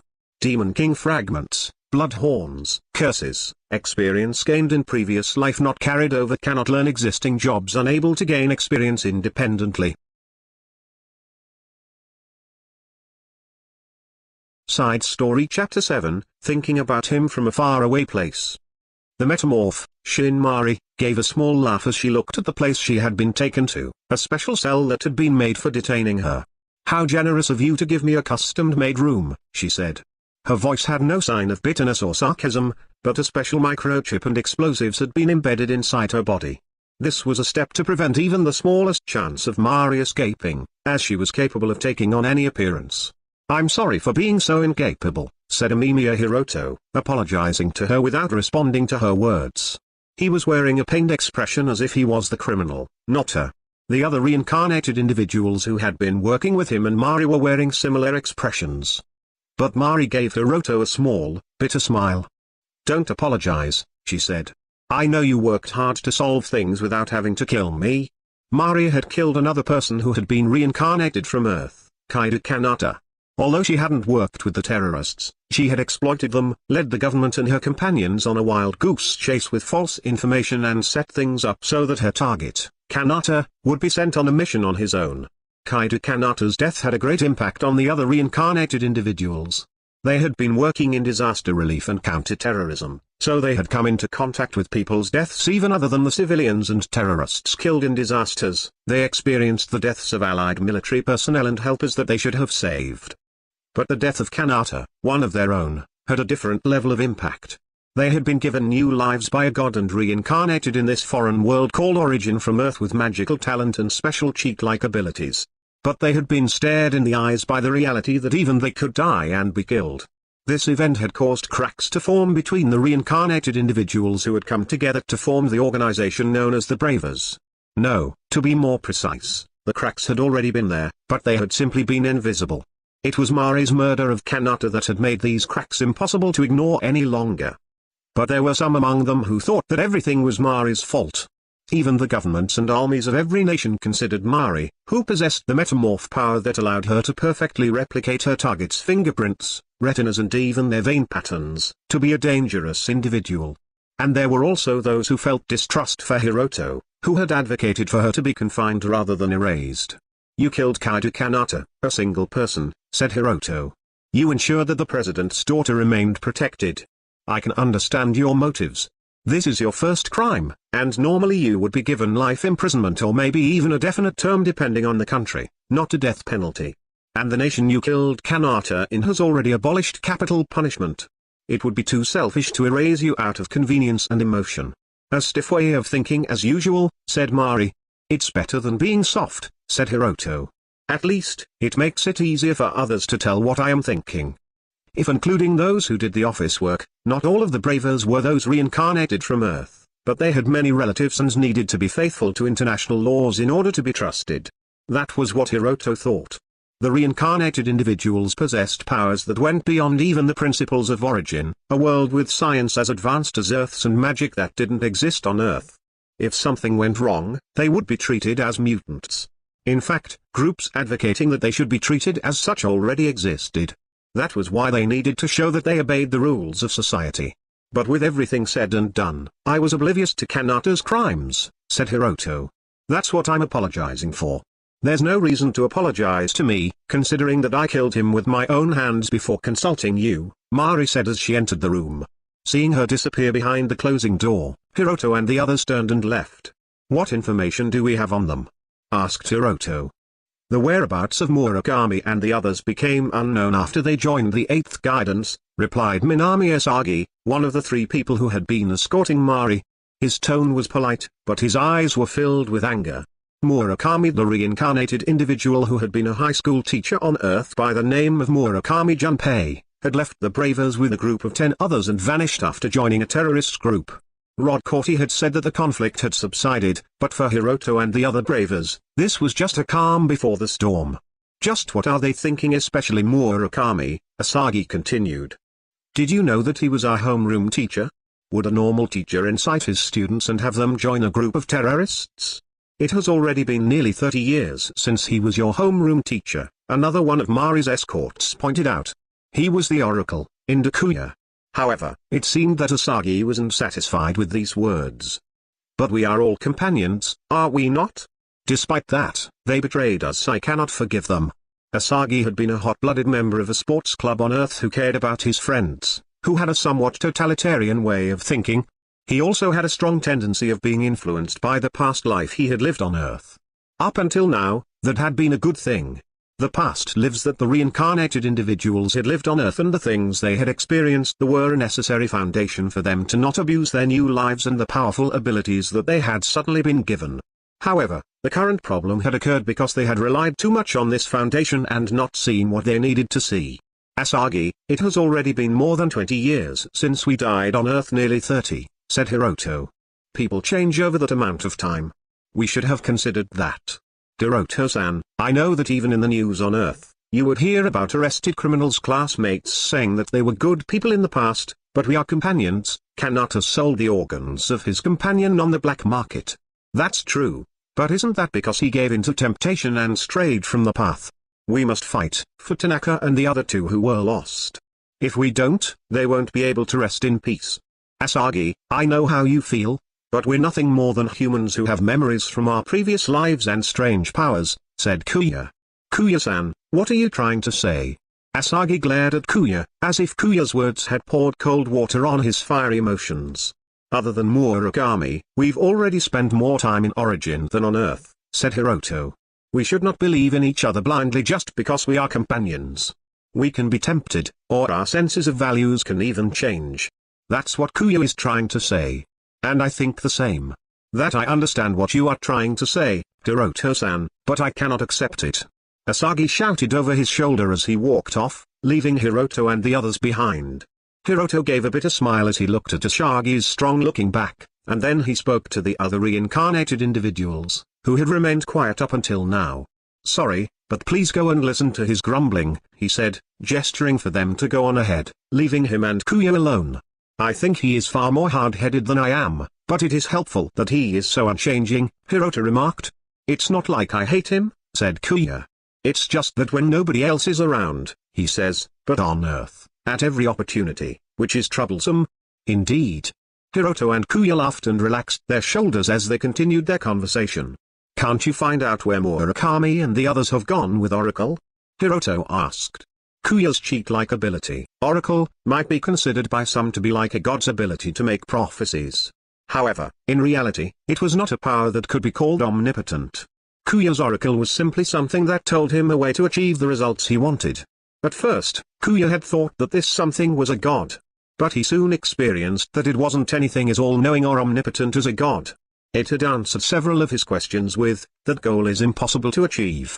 Thus, Kuya suspected that the answers he received from Oracle were derived by accessing the collective human unconsciousness or the Akashic records or something like that. According to the Oracle, the answer to Hiroto's question was in the near future. I don't know the exact time because it changes every time I ask, but as soon as 3 months or as far away as 3 years, it says we'll know through the news. That means that those guys will do something.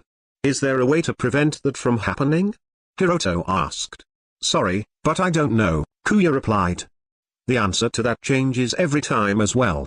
If I don't know what specifically needs to be done, I can't give an accurate question. How to prevent Murakami and the others committing an act of terrorism, how to prevent Murakami and the others kidnapping someone, how to prevent Murakami and the others from trafficking drugs. All of these were different questions. With something vague like, how to prevent Murakami and the others from committing a crime, he would get strange answers like, catch Murakami within 1 hour before he spits out his gum on the street. On that occasion, they did check satellites and surveillance footage in nations and regions where spitting gum onto the street was a crime, but of course, there was no way that Murakami could be found. Murakami and the others know about my oracle as well, said Kuya. That's why they're interfering with it by making multiple plans for crimes and committing small crimes like spitting gum on the street. I see. I suppose we have to use methods other than your abilities to find them, said Hiroto. If possible, I want to avoid doing something like killing them, but for your wife's sake as well, huh? Said Kuya. Yeah? She said to treat them as different people from when they were on Earth, but it's also a fact that we can't erase the past, said Hiroto. Their lives that ended abruptly and irrationally on Earth, the bonds with their families that they left behind, and the unhappiness that they were experiencing in Origin now. The more disappointing their lives on Origin were, the harder they were, the more their memories from Earth seemed to shine. Companions killing each other was hard for Amamiya Narumi, who had become Hiroto's wife. Knowing this, there was something that Kuya hadn't revealed to Hiroto. There's something that I haven't told you, he said. I had the vague feeling that you were hiding something, said Hiroto. Ever since a short while after that secret research laboratory was destroyed by one of the subjects becoming an undead. During that incident, the world had become aware of a new attribute, the death attribute, while simultaneously losing it. Even though they had been compelled to do it out of necessity, this incident was the beginning of the Bravers beginning to fight terrorists and criminal organizations in addition to rescuing people after disasters and accidents. However, to Kuya, it was an unforgettable incident in a different way. After that incident it was when we all started our military training.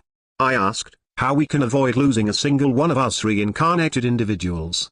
The answer was, impossible. One has already been killed. The incident had now become even more unforgettable for Hiroto. Is that true? He murmured. Long before Mari killed Kanata. After that, I managed to ask the oracle before my mana ran out, Kuya continued. I asked who the killed reincarnated individual was, who killed him, whether there was any way to find out. 4. Who was killed where? It told me to look at the file of the incident at the research laboratory, and 4. Who that reincarnated individual was on Earth. It replied, you will know if you ask Narumi what happened before she died on Earth. Kuya's confession revealed a truth that was terrible for Hiroto and the other reincarnated individuals. I see. At that time, we finished one of our companions, said Hiroto. I simply intended to ask the oracle, the best way to exterminate the undead, but for him, it was probably a terrible betrayal, said Kuya. Kuya and Hiroto, who had finished their reincarnation in Origin before Amamiya Hiroto had reincarnated, couldn't understand why only Amamiya had been unable to join up with the others and ended up as an experimental subject in that research laboratory. However, the only reason that the other reincarnated individuals had all been able to join up was something as vague as a miraculous destiny. Amamiya Hiroto, so he reincarnated as well, said Hiroto. The young man who had tried to save Narumi and died before her. Hiroto's wife had first talked to him after mistaking him for Amamiya Hiroto. This was the beginning of their relationship, so Hiroto also remembered that there had been a boy who had a similar name to him. But Kuya, back then, he was already, I know. He was an undead. He was already dead and had turned into a dangerous creature. There was no way to turn him back into a human. That was why the only thing we could do back then was to grant him peace. At least in Origin, undead were those kinds of creatures. They were monstrosities that twisted and corrupted the mana around them. There were some cases where they maintained their personalities for a short while immediately after becoming undead, but even then, there was no telling when they would become evil monsters. A method of bringing people back to life didn't exist, so there was no way that there would be a way to turn an undead back into a person. That was why Kuya didn't regret the act itself of killing Amamiya Hiroto, nor did he consider it a crime. Still, we were supposed to be able to find him, but we couldn't, he said. I should have just asked the oracle what we needed to do to meet him. But for some reason, despite the fact that I asked the oracle so many questions about our companions, it never told me about his existence. The companions that Kuya had asked about were defined as those who had reincarnated from Earth and received new abilities from the god. Amamiya Hiroto had indeed been reincarnated from Earth, but he had not received cheat-like abilities or anything else. That was why he had not been considered as one of Kuya's companions. It's best not to brood over it, said Hiroto, putting his hand on the guilt-ridden Kuya's shoulder. It's you who said that we are merely humans. Neither you nor the oracle are omnipotent. Don't blame yourself. But, he died. We can't meet him anymore, nor can we apologize to him or have him forgive us. The only thing that we can do is to ensure that there are no more victims like him, victims born of research into death attribute magic. The real problem was that the dead could not be brought back to life. They could not be talked to or anything, so they could not directly apologize to Vandali. Even if they wanted to compensate his bereaved family, Amamiya Hiroto had no relatives or friends in origin. That was why if they felt guilty and were seeking a way to atone, they had to act to satisfy themselves, just as Hiroto was saying. The idea of saving enough people to make up for the person who was killed. You're right, said Kuya. Since we can't bring him back to life, we have no other choice but to do that. What will you do about your wife? Don't tell her. I don't want to cause her pain, said Hiroto. Yeah, that's for the best, said Kuya. Even if we tell her, she can't meet him again. It's better for her to not know. That was something that could be said for you as well, but I'm sorry for getting you involved. I kept quiet about it for as long as I could.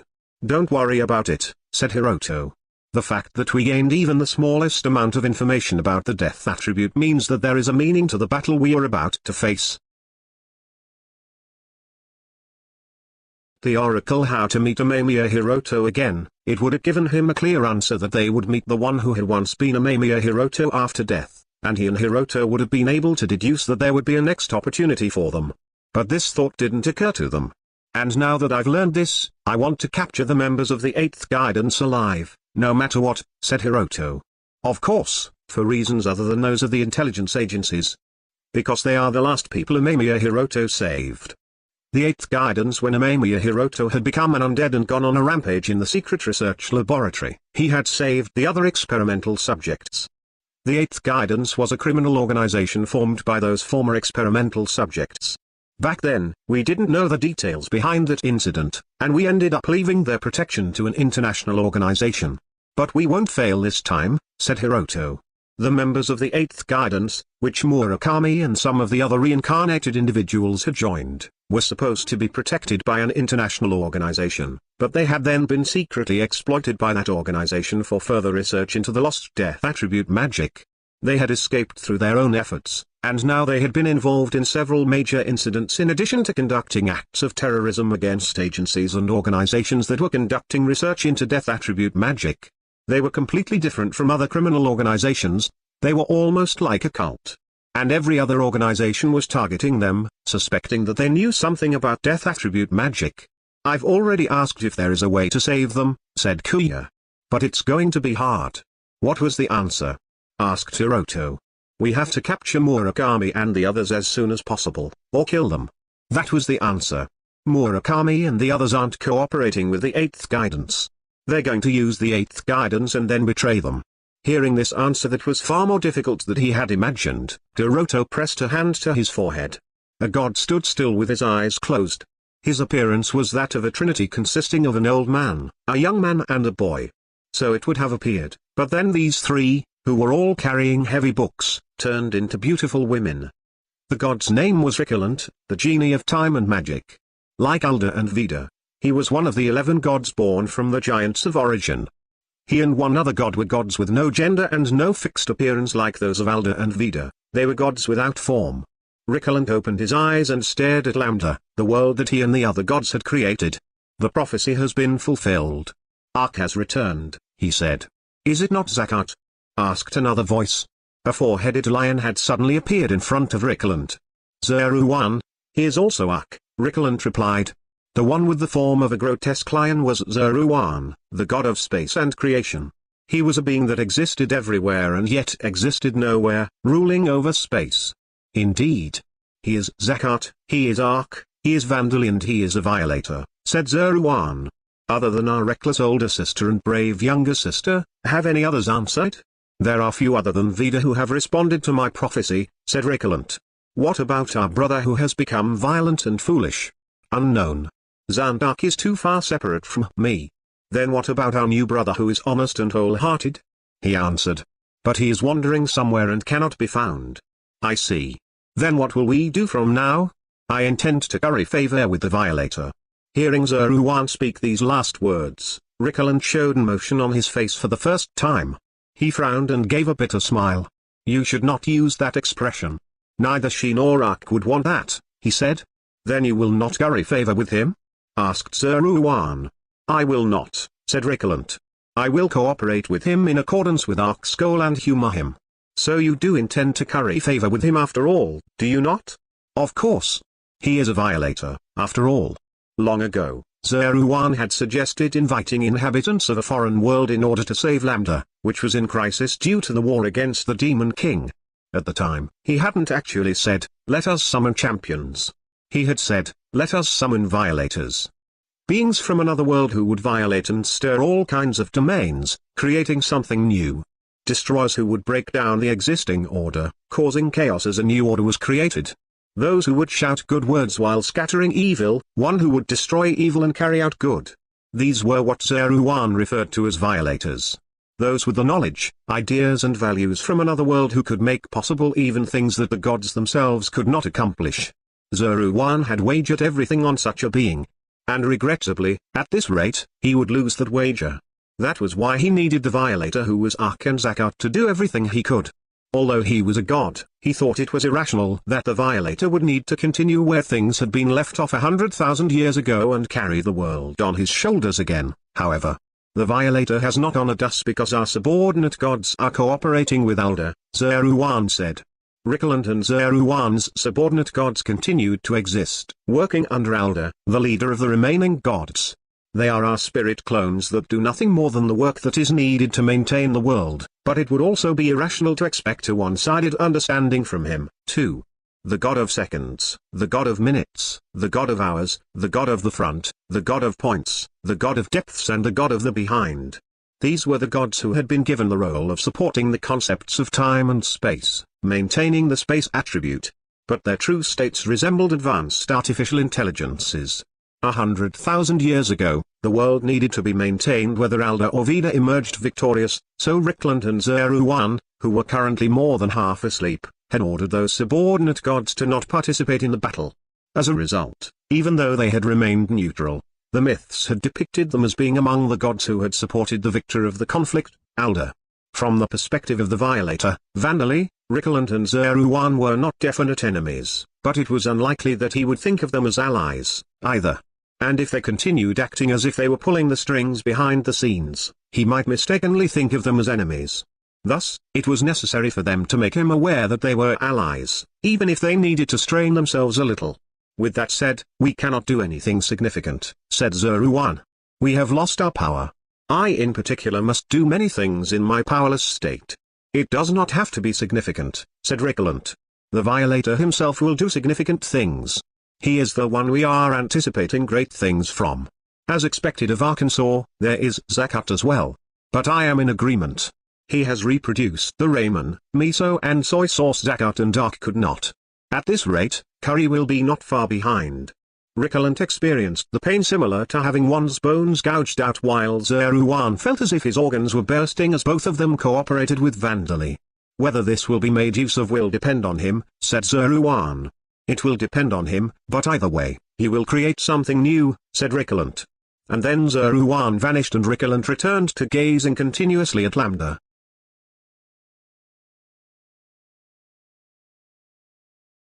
Chapter V4 Character Summary Page. Vandali. The protagonist, who is approximately 2 months away from turning 8 years old at the end of Volume 4. Now that he has acquired dairy products, he has hopes for the future that he will grow taller. He has realized that he has lost the resistance to solitude that he had developed on Earth, but now he is capable of equipping insects.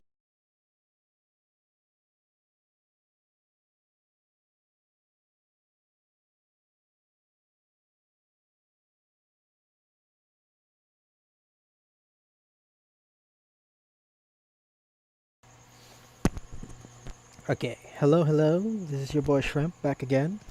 And we just finished the uh, values and lighting on this artwork. So far, I'm very satisfied and very happy with what I accomplished today. It's uh, pretty accurate to what I am imagining, and so far the lighting and shadows are on point to the direction where I want it to be. If so for for you people to understand, I'll show you why.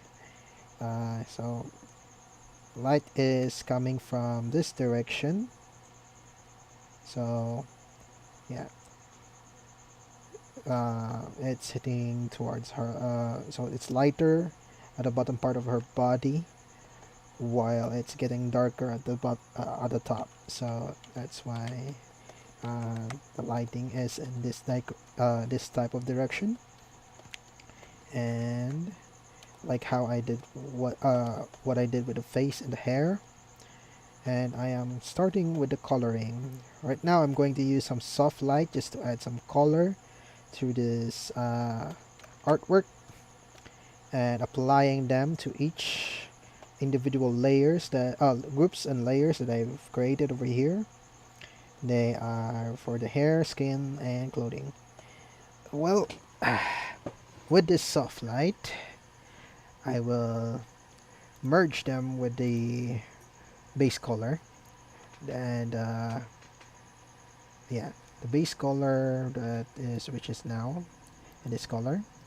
I selected a bluish black or navy blue something in this state, and put on the clip from the values and shadings that I applied on the hair, and I applied soft light over here. Ta-dang! And this was the effect. If I return this to normal, there we go. Now I'm gonna go. Well, I can also use overlay. Yeah, overlay also works well, I think. Let's see the difference. Soft light. Yeah, it doesn't really have any difference. But yeah, with this, I'll once I merge them later or next stream, I will start painting over it so that we can have more variations for the hair. Add some more different colors that I would really like to apply so that we can have some what you call this, a yeah, a better palette for this design, because there's some really interesting ways of coloring for this one that I would like to apply, things that I've learned from some of the artworks that I've been following. It's basically something uh, yeah, something like this from, I can't remember the artist's name, but he has a very nice artwork.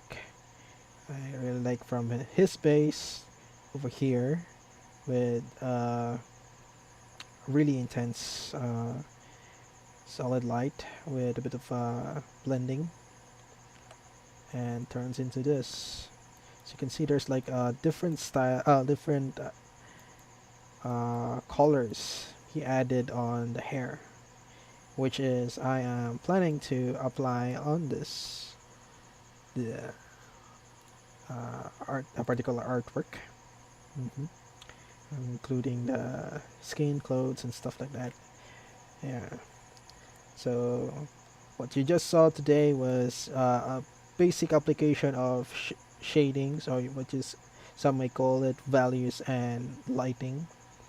And with this values and lighting, I will begin the coloring application with additional, um, like I said earlier, additional colors that might make the blending look really nice. Okay, so yeah, so we'll leave it here for today. I will return probably. I won't really promise much. Whatever the plan this coming week, I don't know. Hopefully, I have more free time. Will be available for me in the near future, so that I can continue this artwork. I'm really excited to finish this and post the time lapse and all the social media applications I have, and show you the process of how I did this. Also, I am getting some few vibes of the background that I want to apply on this. Just a really simple one, but also not very detailed, but would really pop out the color for the character. And yeah, something interesting that I might apply. But for today, that will be it. It's almost 12 o'clock in my time zone, and I truly enjoyed this session that we had today. Also, for the story, I enjoyed the story so far. Also, we had Vandally getting rid one of the big baddies, the one of the vampires leaders. What's her name again? Tarnisha. Yeah, Tarnisha. He finally defeated one of them and managed to get a new power up from the demon. The demon god or demon lord, previous demon lord dude, who has divided his body parts and abilities throughout the world. And one of those was the horn that he got from Tarnisha. He already had the blood that he got from that uh, yeah the cave underneath the municipality that he got Princess Livia once. So he officially has two body parts of the demon god, which was the blood and the horn. Okay. So with that, let's see what else so that he may upgrade his powers with. Uh, we shouldn't probably worry of him getting corrupted with those demon lord party parts. I think because I think as a protagonist, maybe the author is planning some cheap. No, not cheap. Cheat. Cheat skills. There we go. That's the word. Cheat skills that might be able to counteract the demon lord's influence over him, so that he may have the access, or maybe just actually just absorb the demon lord's body parts into him, integrate it in as his own power, and being able to become one of the most powerful beings in this planet. So from a dampier to a god or something. Yeah, he's getting crazy. His abilities are getting powerful. And we got some few tidbits of the people that were have some in Vanelli's bucket list. From the people like the five color blades. Their their days are numbered also.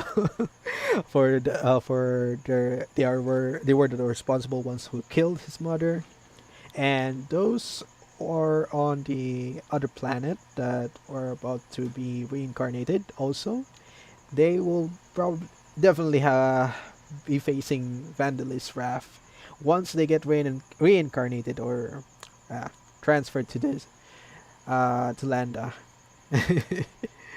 Well, so they're having some issues in that planet also. That would be a very interesting story to follow up. Also, knowing what will happen to their group, the reason why they will be fighting, and who might be dying next. Because whoever will die will be the next people that next batch that will be reincarnated in the land of Landa and will face Vandally.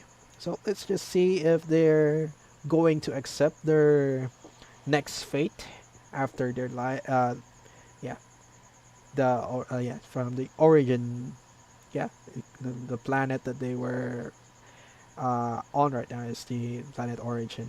So yeah, they'll after their lives in Origin, they'll definitely be reincarnated in Landa.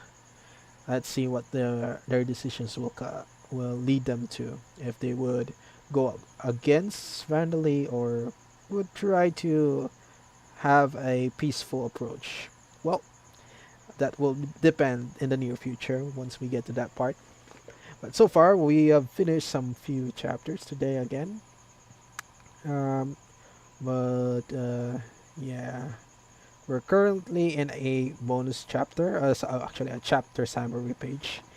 I don't know if we should probably read this next time, but it could be very helpful. I see it's worth around 40 minutes of reading if we listen to the audio. Maybe I could just fast forward it, or yeah, increase the audio speed for this part so that we can get over with this quickly, because it's still a very important information that some people of us that might have forgotten some of the skills, characters and stuff, even the land. I know that I can't remember most of the names of the characters of this story, and some of the stuff that is, yeah, some of the plots that are going on right now. There might be some things that we've missed, so sometimes the summaries are very important. Okay, but yeah. Anyway, so far, this is for this is the end for this stream, and thank you once again for watching this video. If you were interested with this video, please leave a like and subscribe. This is your boy Shrimp, the Prodigal Shrimp, and I'm looking forward to seeing you again next time, and you would hear from me more in the near future if you continue to support me. So yeah, this was a very wonderful stream, and I am excited to continue this next time. I'll see you again, and hopefully we can finish most of the coloring in the next stream. So it's your boy Shrimp once again, signing off. Bye bye and peace.